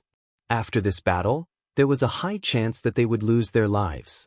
And the drink that Iron Egg promised was something they could only drink in their next lives. You want to leave? None of you can leave tonight. The conversation between Iron Egg, Wang Tong, and Guijian naturally fell into the ears of the masked man in black. He sneered and rushed directly toward Li Tai, who was standing at the back. Are you treating us brothers as if we don't exist? Seeing this, Wang Tong and Guijian both raised their mo swords and slashed at the masked man in black. A trace of contempt flashed in the eyes of the masked man in black. He raised his left sleeve slightly, and two flying daggers with cold light flew out from his sleeve. Then, there were two ear-piercing sounds of metal colliding. The mo swords in Wang Tong and Guijian's hands met the two flying daggers of the masked man in black in the air. A huge force passed through the body of the daggers and quickly backfired on the owners of the mo swords. Both of them felt their wrists go numb, and their right hands holding the mo swords were almost shaken loose. This masked man in black was a flying dagger master. Most importantly, the momentum of the two mo swords was greatly reduced after passing through this layer of obstruction. On the other hand, the black-clothed man increased his speed and dashed towards Li Tai's position at an even faster speed. Based on Wang Tong and Guijian's current speed, it was impossible for them to stop the black-clothed man before he caught Li Tai. I didn't want to fight, but now it seems that I have no choice but to fight. Tai Dan, who was standing by the side, could clearly see that the strength of the black-clothed man was not something that Wang Tong and Gujian could handle.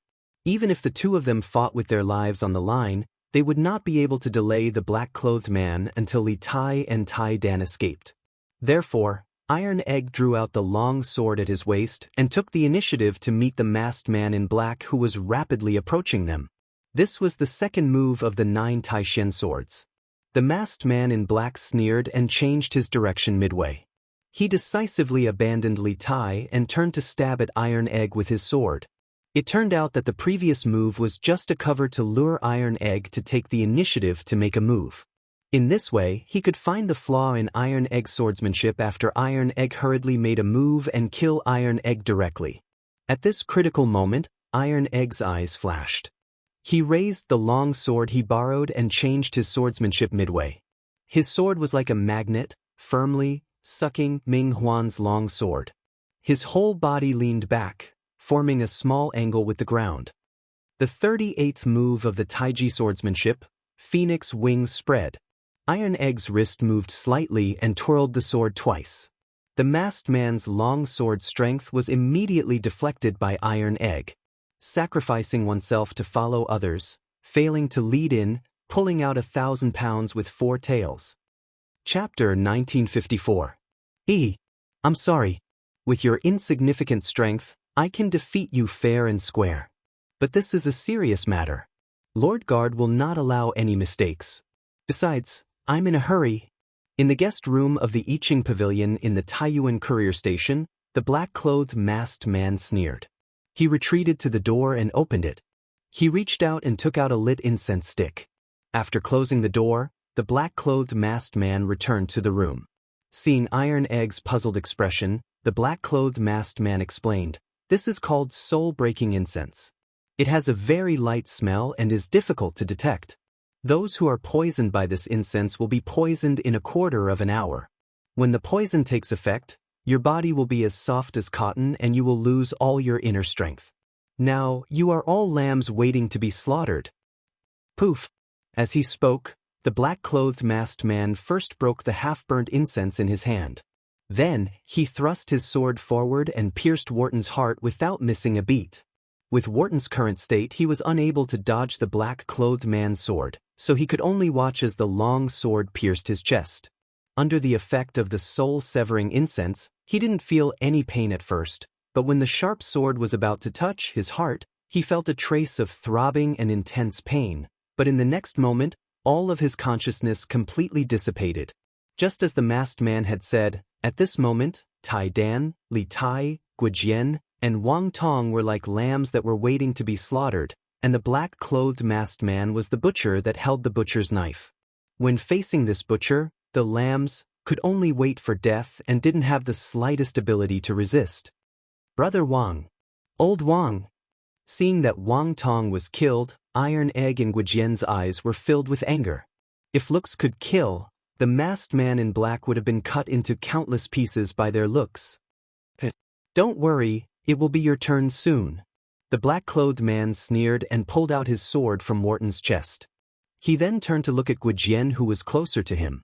In the face of death, Gujian's face showed no signs of fear. He had already stabbed his saber into the ground to support his body. When he saw the black-clothed man walking towards him, he glared angrily at him, his face full of disdain. The men of the Imperial Army do not fear death. All of them were indomitable men. We're not like, you son of a bitch, betraying your own race, betraying your ancestors, and working for the dogs hit Turks. If you're alive, there will be countless people poking at your spine. If you're dead, there will be countless people digging up your grave so that you'll never be able to rest in peace. Because of the absolute soul fragrance, Gujian was currently very weak. He used his strong willpower to resist the medicinal properties of the absolute soul fragrance, preventing himself from falling unconscious. His voice was very soft, but every word he said was incomparably clear and firm. After all that had happened, most of the Imperial Army soldiers knew that the people who had been stirring up trouble in Source Peak City were probably Turkic spies. Thus, before his death, Gujian had been unable to restrain himself from cursing the men in black. "You're courting death." Gujian's words had thoroughly enraged the black-clothed man. Eyes wide with rage, the black-clothed man lunged forward and slashed his sword at Gujian's neck. Big Brother Gua! A popping sound could be heard as blood splattered everywhere. A head rolled onto the ground, right next to Bruiser's feet.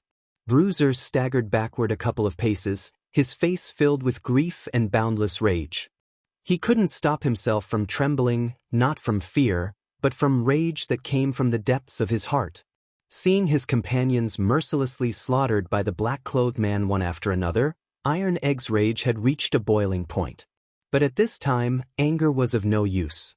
Not only could he not use any of his junqi, he also had to focus all his energy on resisting the effects of the absolute soul fragrance to keep himself awake. Without the absolute soul fragrance, even if he knew that he was no match for the black-clothed man, Iron Egg would have charged forward with his sword. Moreover, if it was a one-on-one fight, Iron Egg believed that he had a chance of winning. When Li Zishuan had just returned from Longhu Mountain, he was only at the late stage of qi refining. However, with the 9 Taishin swords and Taiji sword technique, he was able to defeat Snake King, who had been in the Grandmaster realm for many years. As a personal disciple of Li Zishuan, Iron Egg believed that with his understanding of these 2 sword techniques, he still had a chance to fight the black-clothed man head-on. Because the 9 Taishin swords and Taiji sword technique were supreme sword techniques that could allow one to surpass the level of an enemy. Moreover, these 2 sword techniques, one for offense and one for defense, could achieve unexpected results if used skillfully. Unfortunately, there were not so many ifs in this world. The absolute soul fragrance that the black-clothed man had lit before entering the room had already strangled all the ifs and uncertainties in the cradle. There was no suspense in this battle at this point. Humph! Little guy, it's your turn next. After killing Gujian, the black-clothed man glanced at Iron Egg, and then walked towards Iron Egg with his sword. Chapter 1955. Stop! In the room, although these 2 words were said very softly, they clearly reached everyone's ears. At the very beginning, the masked man in black even thought that he had misheard, but not long after, the same voice rang out in the room again. This made him believe that there was indeed someone shouting, "Stop!" He quickly became alert and used his eyes to look for suspicious people in the room. This room was not big. Other than him, Iron Egg, and the 2 fallen Imperial Guards, there was only Li Tai in the room. But Li Tai had been poisoned by the soul-breaking incense and should have fainted. After all, he was the only one in the room who did not know martial arts. His resistance to the soul-breaking incense was definitely the weakest. If that was the case, then who was the person who shouted, "Stop"? The masked man in black coldly scanned every corner of the room. He even looked at the bodies of the 2 Imperial Guards, but in the end he found nothing. Finally, the masked man's eyes fell on the innermost corner of the room. Li Tai had been hiding in that corner since the beginning. But the masked man in black could not help but be shocked by what he saw. He saw that Li Tai, who had fainted, actually stood up shakily and strenuously. He faced the masked man in black and Iron Egg with a face full of anxiety and anger. Obviously, he was the one who had shouted, "Stop," earlier. In the face of the masked man in black, Li Tai and Iron Egg were both poisoned by the soul-breaking incense and had no ability to resist.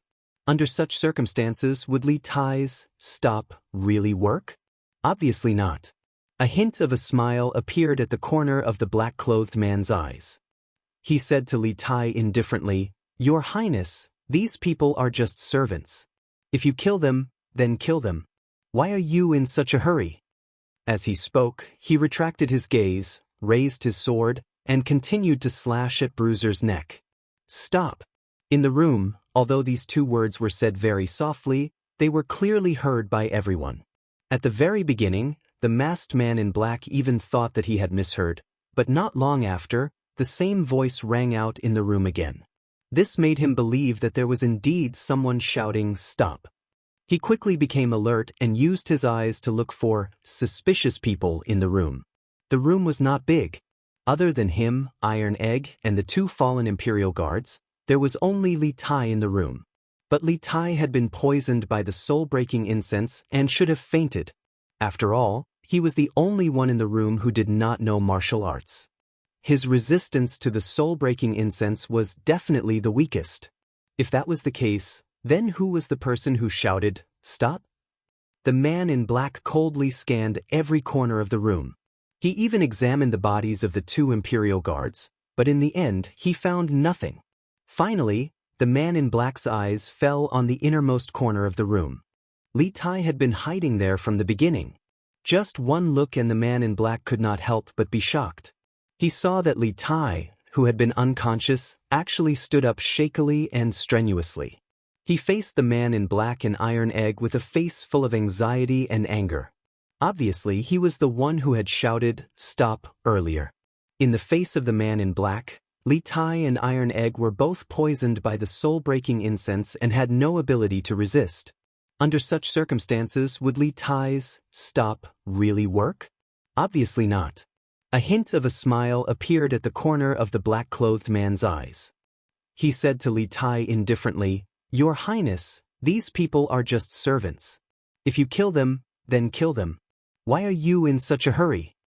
As he spoke, he retracted his gaze, raised his sword, and continued to slash at Bruiser's neck. Chapter 1956. The dagger in Li Tai's hand actually had a great history. In the early years of Wuda, the Turks had invaded the borders of the Great Tang on a large scale. At the time, Li Er had still been the king of Qin, leading an army to attack the Turks from the north.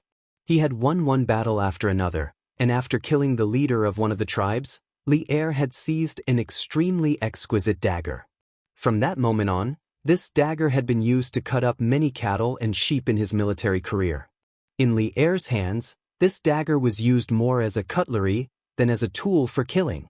Later, Li Er gave this dagger, which symbolized victory and glory, to one of his favorite sons, Li Tai. At that time, Li Tai was only 4 or 5 years old. He only thought that this dagger was pretty and fun. After the initial novelty, he did not care about it anymore. This time, he followed the teachers and students of the academy to the north to build a telegraph relay station. This was the first time in his life that Li Tai had traveled so far. Therefore, he also took this dagger that Li Er gave him as a self-defense. However, neither he nor Li Er had expected that this dagger from the Turk tribe would appear in the battle against the Turk spies by pointing at Li Tai. But no matter what, Li Tai's action of risking his life for the sake of justice was not a disgrace to the dagger that symbolized victory and glory. Good. Very good. Then I will give Prince Wei face and let this kid go for the time being. In the room, seeing that Li Tai was really going to threaten him with his life, the man in black did not dare to take the risk. He sneered and moved the long sword away from Iron Egg's head. Just as Li Tai had said, if they didn't have Li Tai as a hostage, once the Great Tang government's reinforcements arrived, all of them who had launched a sneak attack on the post house would have died here.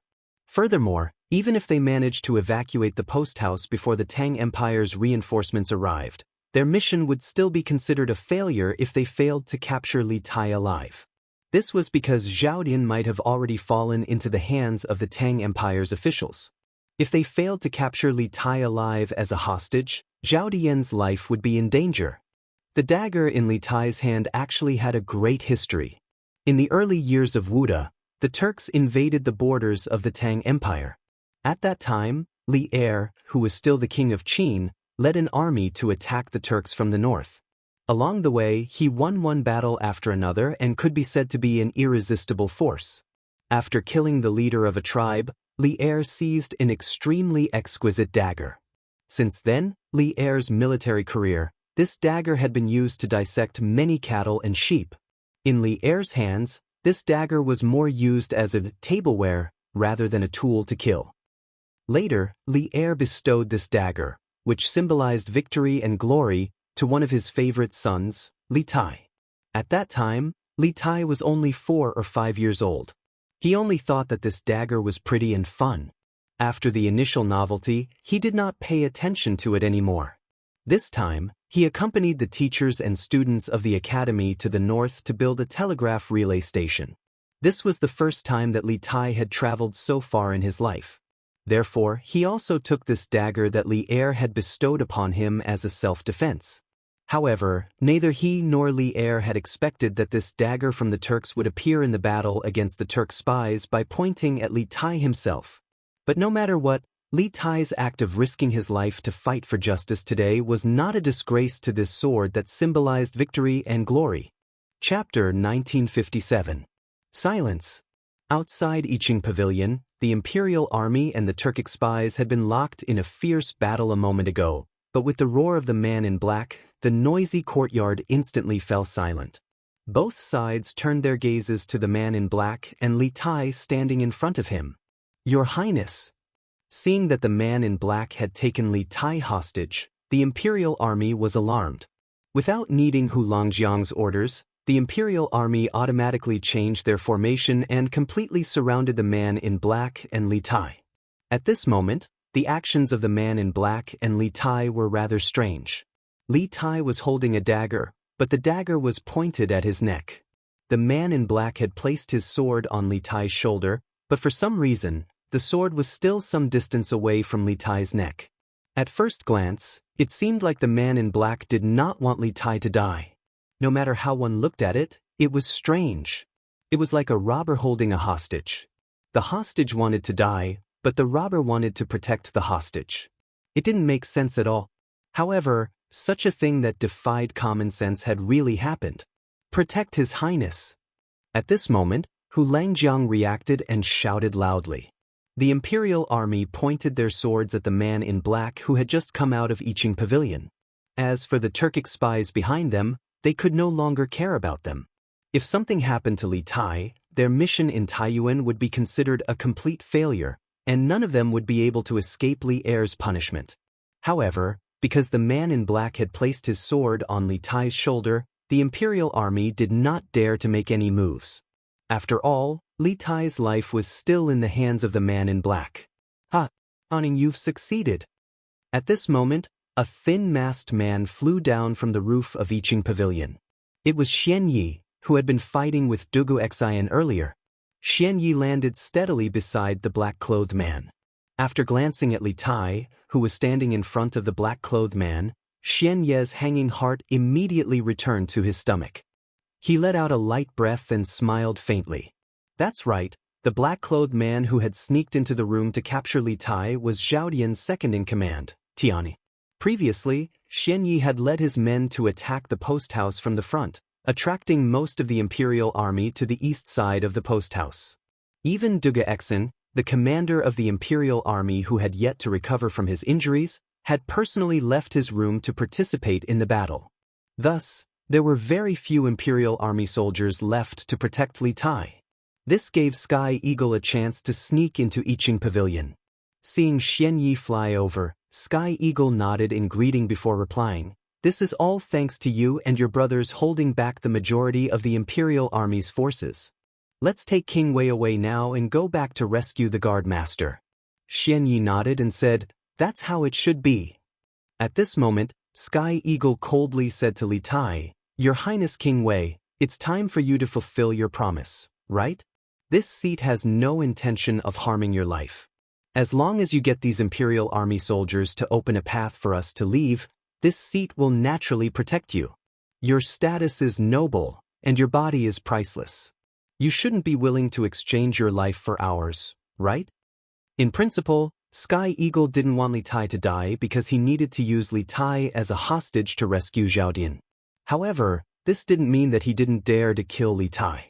If Li Tai didn't cooperate with him and instead recklessly ordered the Imperial Army to attack the people they had brought with them, Sky Eagle didn't mind dragging Li Tai down with him before he died. After all, he was about to die. He couldn't care less about the mission. "All of you, disperse and let them go." Li Tai also understood that he and Sky Eagle were at most in a relationship of checks and balances. Sky Eagle didn't dare to kill him casually, and he didn't want to throw his life away so easily. As long as they didn't completely fall out with each other, they could coexist peacefully. However, once they did, it would be a life-and-death struggle, and both sides would suffer great losses. Therefore, after weighing the pros and cons, Li Tai finally gave the order. Chapter 1958. "Wow. Father, when did you buy such a big manor?" Near Dragon Mountain, after passing through several hills and woods, Wang Kuei, Wang Hong, Wang Xinyuan, and the others saw a vast and huge manor in the wilderness. The manor covered an area of at least a dozen acres. At this time, the sky was dark and the interior of the manor was lit with candles, stone lamps, and bonfires. Under the illumination of these lights, they could vaguely see the outline of the manor. At this time, Wang Hong's eyes widened, and he couldn't help but exclaim. On the way, Wang Kuei roughly told Wang Hong about the manor's training of a group of assassins, but he didn't go into detail. For example, the size of the manor and the number of assassins, he didn't tell Wang Hong about it. The main reason was that talking to Wang Hong was too infuriating. If he didn't pay attention, he would be angered half to death. Therefore, after seeing this huge manor, although Wang Hong was somewhat prepared, he still couldn't help but be surprised. "Yes, master." As soon as Wang Hong's voice fell, two young men in black suddenly jumped down from the trees on both sides of the road. The two men held weapons and landed in front of Wang Kuei and the others. Just as they were about to go forward and ask, one of them recognized Wang Kuei through the light of the torch in front of the crowd. He looked serious and quickly put away his weapon. He stepped forward and saluted Wang Kuei. "Greetings, master." "Greetings, master." Another warrior quickly walked over and cupped his fists in salute to Wang Ku. Wang Kuei didn't answer Wang Hong's previous question. Instead, he nodded lightly at the two men in front of him and said, "Shang Liang, Su Lei? Are the two of you on night duty tonight?" The two men nodded in response. Wang Kuei softly said, and then ordered, "Let's go. Enter the manor, and then let White Bear quickly gather everyone in the manor in the martial arts field." This subordinate obeys. Hearing Wang Kuei's order, the two men felt that something big was about to happen. They quickly saluted, bowed, and took the order. "Wow!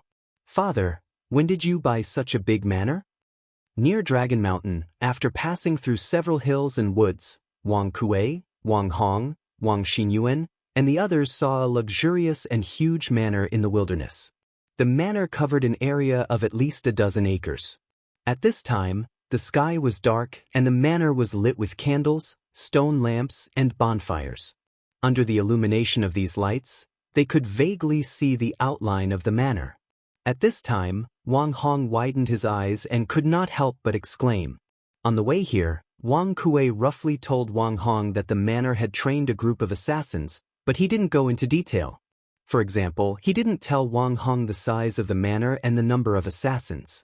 The main reason was that talking to Wang Hong was too infuriating. If he didn't pay attention, he would be angered to death. Therefore, after seeing this huge manor, although Wang Hong was somewhat prepared, he still couldn't help but be shocked.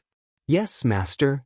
As soon as Wang Hong's voice fell, two young men in black suddenly jumped down from the trees on both sides of the road. The two of them held weapons and landed in front of Wang Kuei and the others.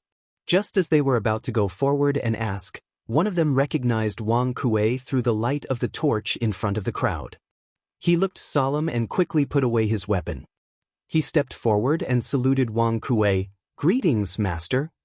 Chapter 1959. Da-da-da-da. On the small path outside the mysterious manor, the sound of hooves thundered. Under the leadership of Han Lijing, the imperial army galloped toward Wang Kuei's men. Although the path was not wide and could only accommodate 3 war horses side by side, the 200 imperial army soldiers marched in unison with great momentum. The charging formation of 200 men should have the momentum of 1,000 men. Bai Xiong, Qi Zhe, and the others, who were rushing over to spy on the enemy, could not help but turn pale with fright when they saw this momentum. At this moment, they were still 400 to 500 feet away from the imperial army, but Bai Xiong did not hesitate to turn his horse around and shout loudly, "Stop! Soldiers are attacking!" Soldiers were coming to attack. Giddy up!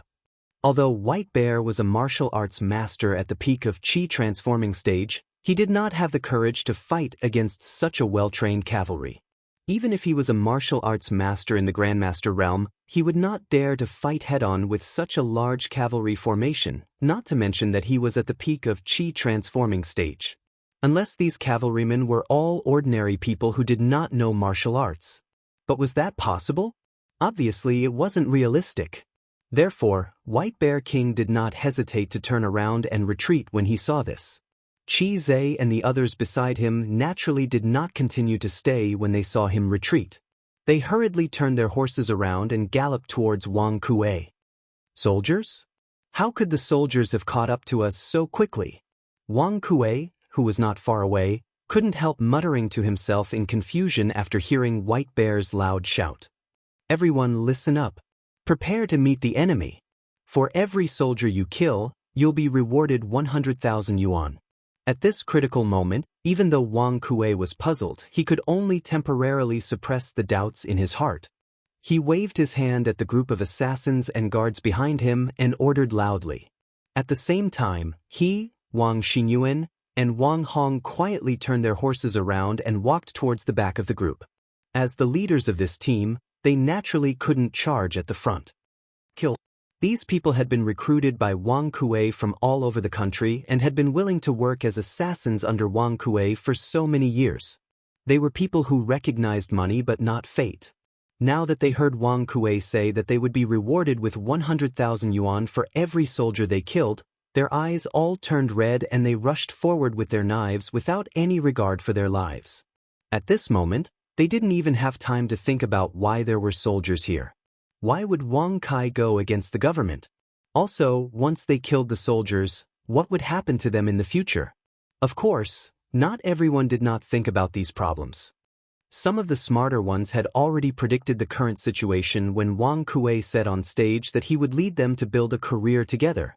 There was no war going on in the Great Tang, but Wang Kuei had said that he would lead them to make a name for themselves.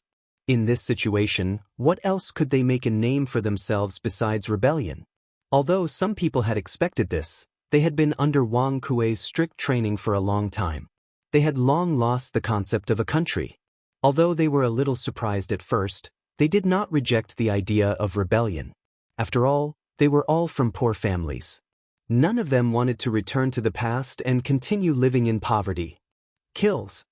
Chapter 1960. Escape? Without these assassins and guards, what's the use even if we escape? This is the family property that I have accumulated for more than 10 years. On the path outside the mysterious manor, after hearing Wang Xinyuan's words, Wang Kuei's face couldn't help but show a trace of bitterness. He sighed and said with tears in his old eyes. Only the heavens knew how much effort and price he had paid to secretly cultivate this group of assassins behind the back of his family. Now that he had seen these assassins die one by one under the blades of the imperial army, the old man's heart could be said to be dripping blood. This was because these assassins were the assets he had painstakingly accumulated over the years. They were also the capital he had to make a comeback in the future. He escaped from the Wang family tonight. The reason why he chose to come here first was that he wanted to take these assassins to join Zhaodian. With these assassins and the money he carried, he had the capital to cooperate with Zhaodian. However, things did not go as he wished.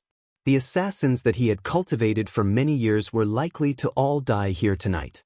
How could Wang Kuei be willing to accept this? Grandfather, we can spend money to find people if they are gone, but nothing must happen to you. Once we fall into the hands of the government, there is only a dead end. There will be no more hope. Let's escape quickly.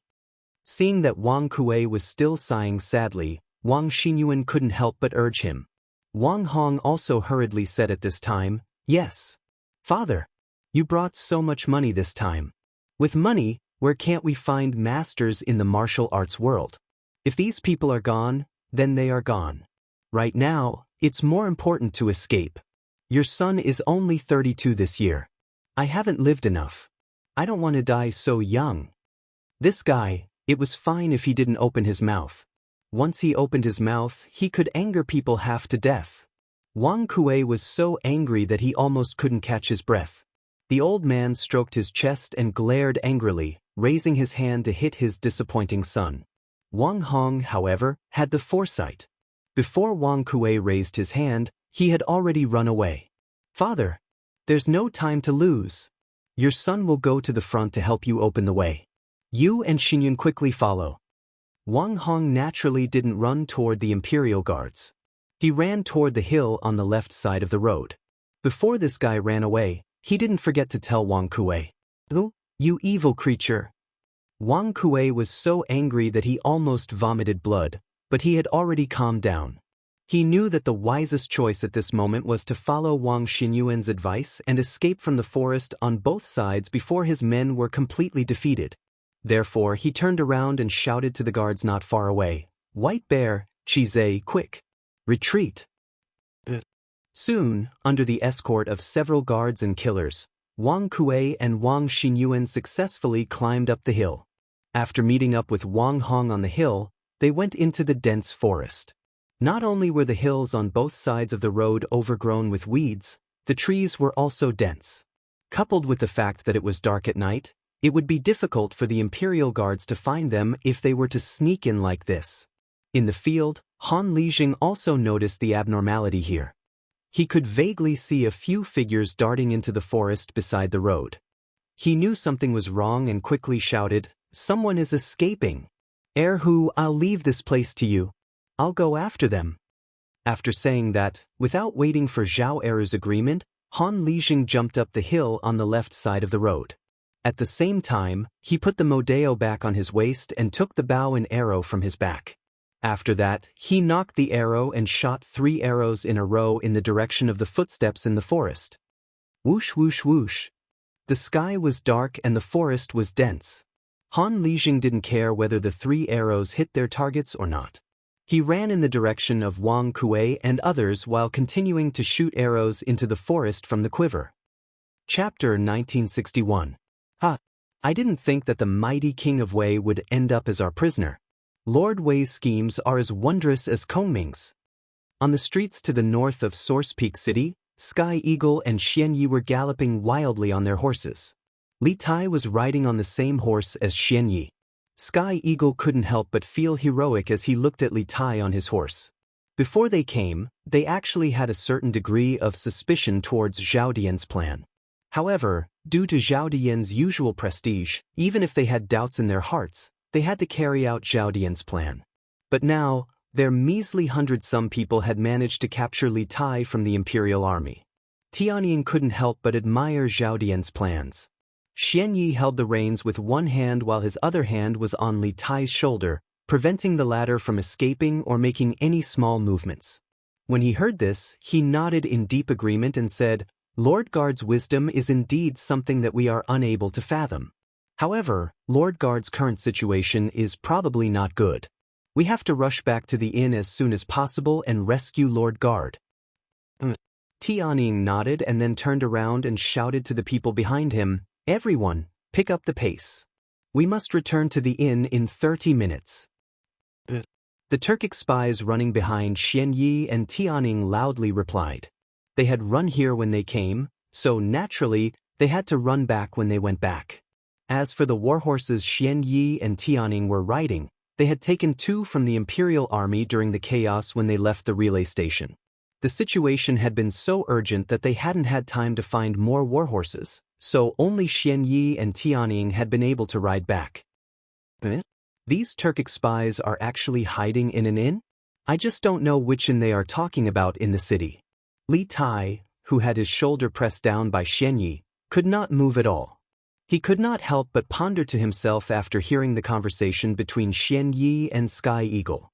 From the moment he was captured until now, Li Tai hadn't cried out for help because he didn't think it was necessary.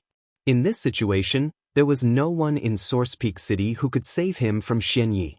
Crying out for help would only be a waste of energy. He still needed to save his energy until he reached the lair of the Turkic spies and then find a chance to escape.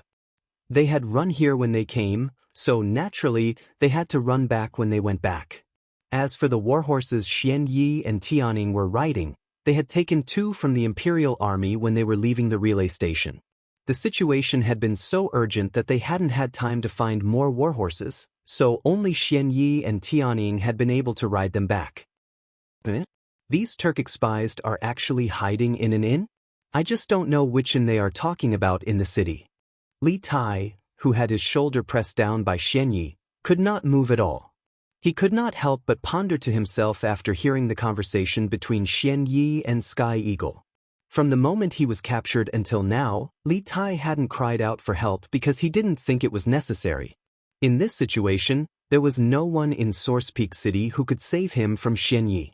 Crying out for help would only be a waste of energy. He still needed to save his energy until he reached the lair of the Turkic spies and then find a chance to escape. Chapter 1962. Your Highness. This cry of Your Highness was tinged with shock. It was clear that the speaker had never imagined that he would run into Li Tai here. Looking in the direction of the voice, Li Tai was shocked when he saw the appearance of the leading knight. His eyes widened as he said with a face full of surprise, "General Li?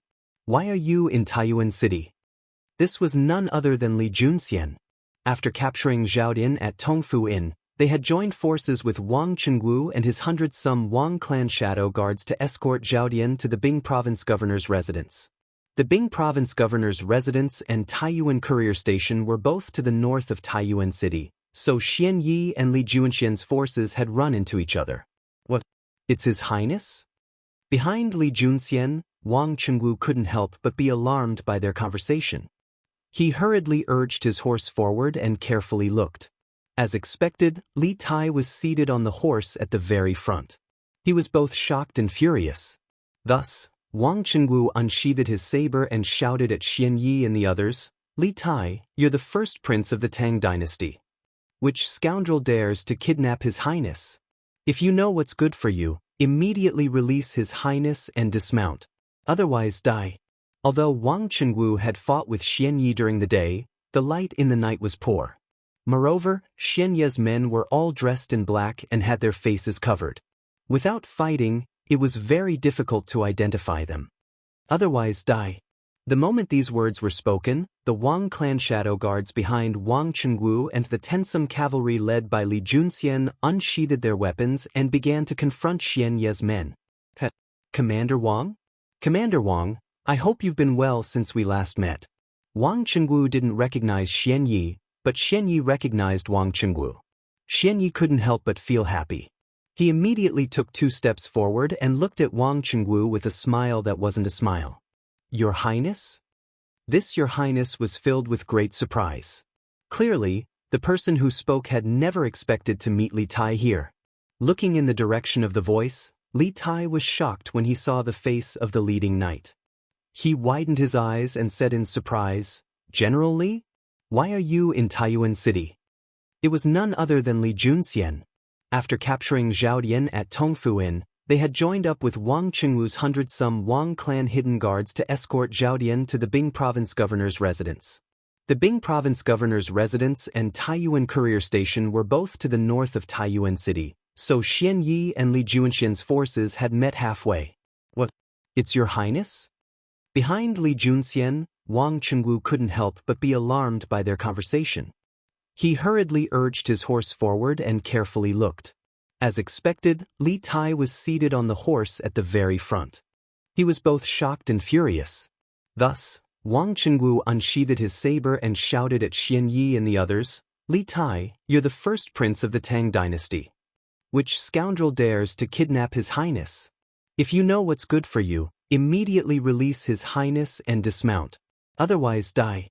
Although Wang Chengwu had fought with Xian Yi during the day, the light in the night was not good. Moreover, Xian Yi's men were all wearing black robes and had their faces covered. Without fighting, it was very difficult to tell who they were. Otherwise die. The moment these words were spoken, the Wang clan hidden guards behind Wang Chengwu and the Tensum cavalry led by Li Junxian unsheathed their weapons and began to confront Xian Yi's men. Commander Wang? Commander Wang, I hope you've been well since we last met. Wang Chengwu didn't recognize Xian Yi, but Xian Yi recognized Wang Chengwu. Xian Yi couldn't help but feel happy. He immediately took 2 steps forward and looked at Wang Chengwu with a smile that wasn't a smile. Chapter 1963. Don't kill me. Don't kill me. Everything was done by my father and Wang Xinyu. It has nothing to do with me. In a forest outside the mysterious manor, Wang Hong collapsed to the ground after being shot by an arrow in his thigh. Through the light from the torches scattered on the ground and the torches in the hands of the burly man in front of him, Wang Hong saw that the burly man in front of him was covered in blood. The knife in his hand was still dripping with blood. He looked like a killing god from hell. Wang Hong was so scared that he almost peed on the spot. At this time, he couldn't care about the pain in his thigh. He quickly cupped his hands and begged for mercy to the burly man in front of him. "Your father? You're Wang Kuei's son?" This burly man was naturally Han Lijing.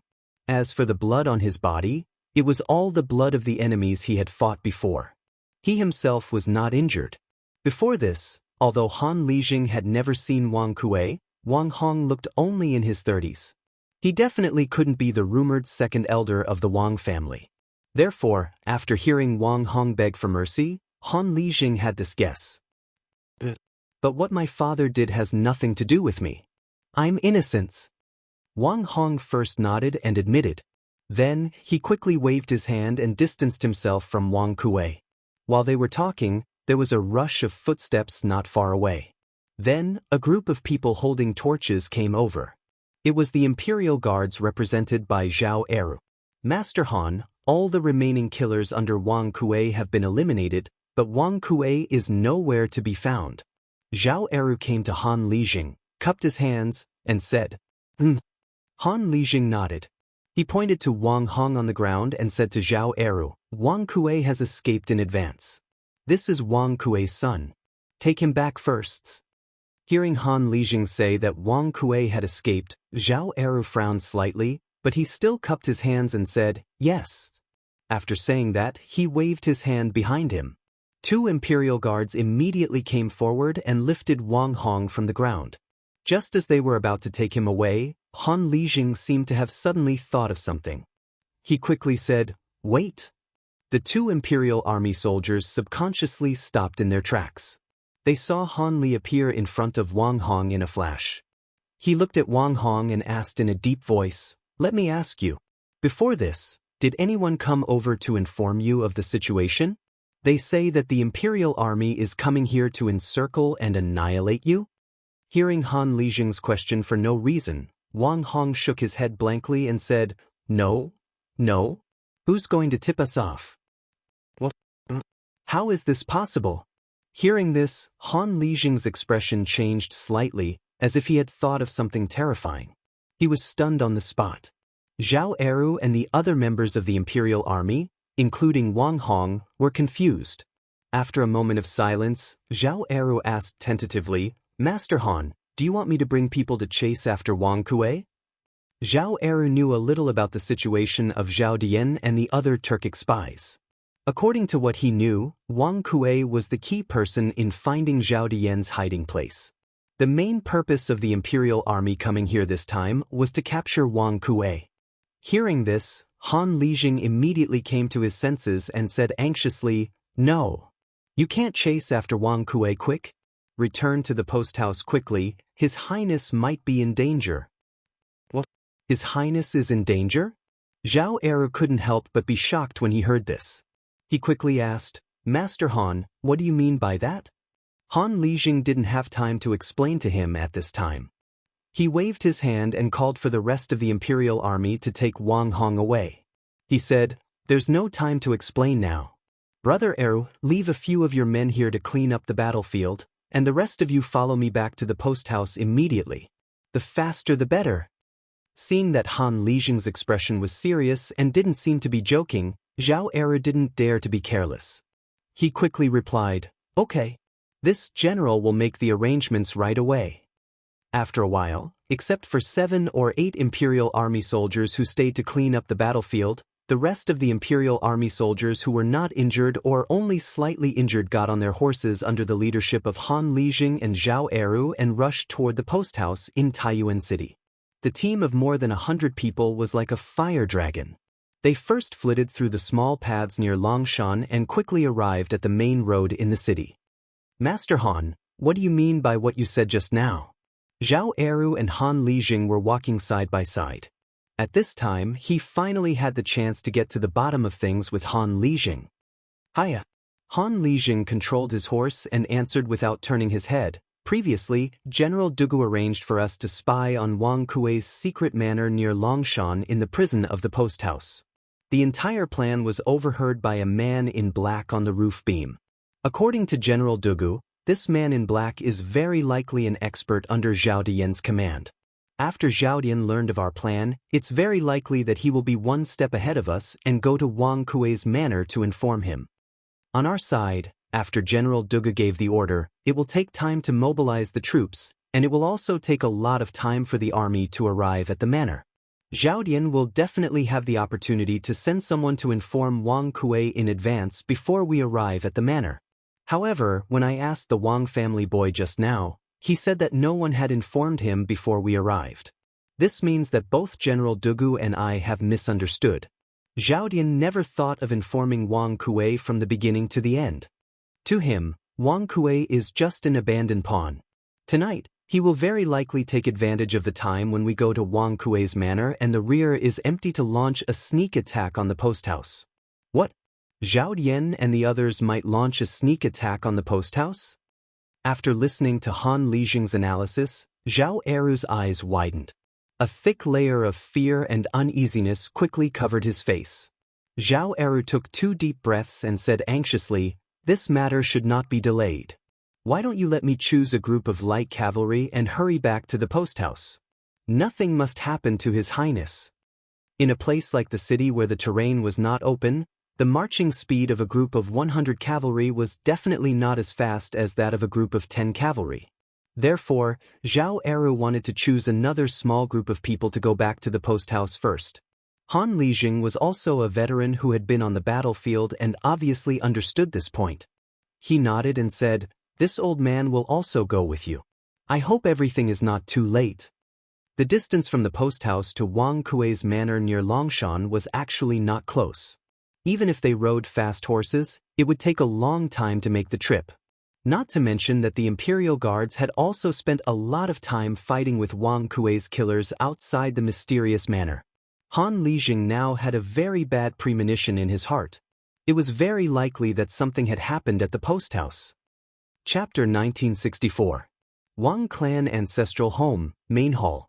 Wang Bing, Wang Yu, Princess Tong, and the Wang clan's 3rd, 4th, and 5th elders were all gathered in the main hall. Usually, they would have returned to their rooms to rest, but today, Wang Kuei's sudden escape had brought the entire Wang clan to the brink of death. The slightest carelessness could plunge the Wang clan into eternal damnation. Thus, all the core members of the Wang clan, including Wang Bing, were waiting in the main hall for news from Wang Qingwu.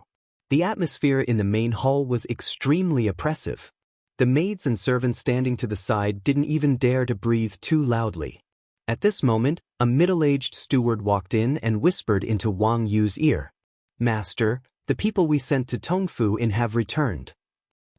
Let Qingwu in." Wang Yu, who had been faintly fatigued, was jolted awake. He hastily sat up straight and said to the steward. His voice was rather loud, such that everyone in the main hall heard him.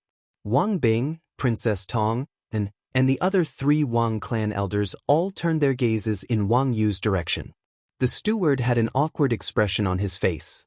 He first clasped his hands towards everyone in the room, then said, "My apologies. Commander Wang did not return. Only half of the people who went came back." "Only half came back? What's going on? Could Wang Qingwu have been ambushed at Tongfu Inn?" Wang Yu frowned and asked subconsciously. He knew that Wang Qingwu had brought over 200 of the Wang family's hidden guards to investigate the situation at the Tongfu Inn, but only half of them had returned. This meant that it was very likely that the other half had encountered some mishap. For over 100 Wang family's hidden guards to encounter mishap, it could only mean that a powerful force had set up an ambush for Wang Qingwu in the inn. The steward hurriedly shook his head. "That's not it. The mission this time went very smoothly. Commander Wang took the other half of the people to carry out another mission. I heard from the people who came back that they had a pleasant surprise and captured an extraordinary person." "Oh? Captured an extraordinary person? Quick, have someone come in and tell me what's going on." Hearing this, Wang Yu's eyes brightened. The worry on his face disappeared and was replaced with joy. Not only him, but the rest of the people in the main hall also secretly heaved a sigh of relief after hearing the old butler's words. "Master," the old housekeeper responded and then walked to the door. he opened the door and shouted outside, "Wang Quan, come in." As soon as he finished speaking, everyone in the room heard the sound of hurried footsteps that were getting closer and closer. Soon, an ordinary-looking young man in a tight suit walked in. He clasped his fists and bowed to everyone in the room. "Greetings, family head, princess, grand elder and third elder. At this time, there's no need to be so courteous. Quickly tell me who you caught at Tongfu Inn?" Before Wang Quan could finish his greeting, Wang Bing, who was sitting at the head of the table, waved his hand impatiently, interrupting him. "Yes, Grand Elder." Wang Quan bowed as he received his orders, and then he didn't waste his breath and directly started narrating. "An hour ago, Commander Wang led us to surround Tongfu Inn. We originally intended to capture the manager and owner of the inn, yet we never imagined that we would actually encounter two groups of people in battle there." Chapter 1965. Commander Wang, and this generally, if you don't open a path, then don't blame the sword for having no eyes.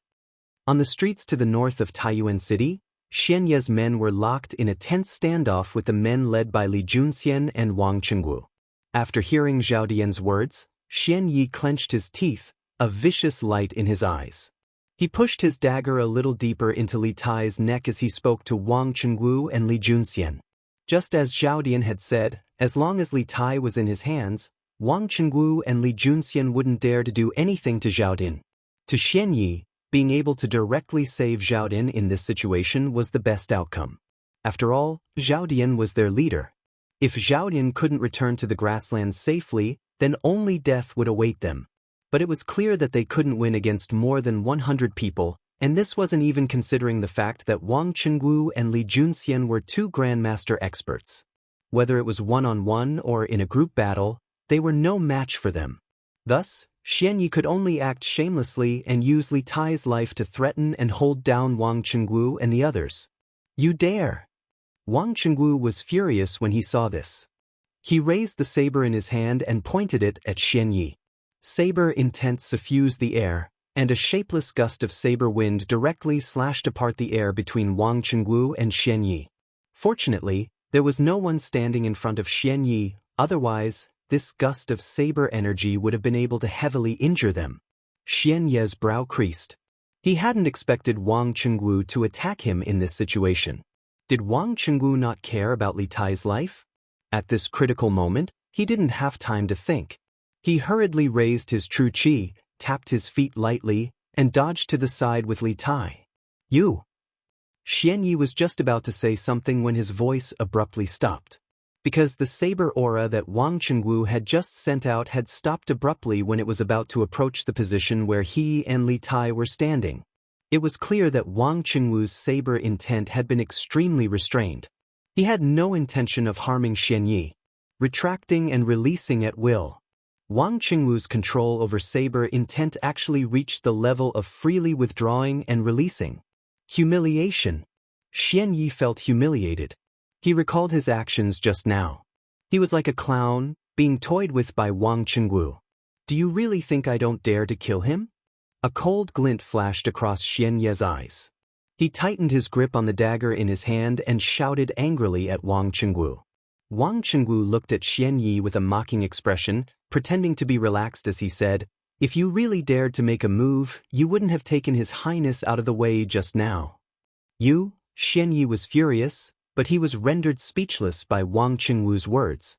"Commander Wang, General Li, don't worry about me. As a prince of the Great Tang, I will never lower my head to a Turkic spy." Li Tai felt a slight pain on his neck, but he didn't cry out in pain. The children of the royal family matured early. Moreover, after studying under Li Zishuan for more than a year, his mind had matured a lot. Li Tai knew very well that the weaker he appeared now, the more savage his enemy would be, and the more disadvantageous the situation would be for him. Thus, he followed Wang Chengwu's words and shouted loudly. Chapter 1966. On the northern streets of Taiyuan City, Wang Chengwu and Li Junxian had failed to take back Li Tai from Xian Yi, and the two sides were once more in a stalemate. However, Wang Chengwu and Li Junxian's actions had thoroughly infuriated Xian Yi. Xian Yi had grabbed Li Tai by the neck and lifted Li Tai off the ground. His face was red and he was having trouble breathing. It was clear that he wouldn't be able to last for much longer. The situation was extremely dire. Perhaps just a moment ago, Xianyi didn't have any intention of taking Li Tai's life. After all, in this current situation, Li Tai could be said to be their protective talisman. If Li Tai died, not only would Zhao Dian die, but they would also be unable to leave Source Peak City. But now, after witnessing Wang Chengwu and Li Juanxian's speed, Xianyi truly did want to take Li Tai down with him. He understood that if he didn't act decisively in the face of two top-class experts like Wang Chengwu and Li Junxian, the two of them might seize the chance. At that time, not only would Li Tai be rescued, they would all die. Gallop! Gallop! At this moment, a flurry of hooves came from the northwest. From the sound of it, there were quite a few people coming. Wang Chengwu and Li Junxian couldn't help but frown. Could it be the other Turkic spies in the city coming to reinforce Xianyi? Xian Ye's expression changed, and he looked towards the northwest with vigilance. He knew that other than the people by his side, the only people left in the city were those who were captured by Wang Chengwu with Zhao Dian. The cavalry that suddenly appeared in the northwest was definitely not one of them. Very quickly, a large army passed through the corner of the street and appeared on the street. When they saw the dense number of torches here, they quickly rushed over. In the blink of an eye, they had already arrived behind Xian Ye's group. Who goes there? 10 meters away from Xian Ye's group, the army stopped. The leader of the army looked over and loudly shouted, "Yes, Your Highness." Under the illumination of the torches, a young man beside the general took a closer look and saw Li Tai, who was being held in the air by Xianyi, desperately trying to pry Xian Ye's large hands away. The young man's face was filled with shock, and he immediately roared, "Who are you, scoundrel? Quickly release His Highness." Li Tai was being held up in the air by Xianyi with one hand. From his angle, he could see the army coming from the north, as well as the two generals at the front of the army. He slapped Xianye's arm and hand with all his strength as he said with difficulty, "Feng, Zheng, General, Feiying." The newcomers were none other than Fang Gongting from the Bing Province Barracks and Du Gefeng, who had gone to the Bing Province Barracks to get reinforcements. On the streets to the north of Taiyuan City, Wang Chengwu and Li Junxian had failed to take back Li Tai from Xianyi, and the two sides were once more in a stalemate. However, Wang Chengwu and Li Junxian's actions had thoroughly infuriated Xianyi. At this moment, Xianyi had grabbed Li Tai by the neck and lifted Li Tai off the ground. His face was red and he was having trouble breathing. It was clear that he wouldn't be able to hold on for much longer.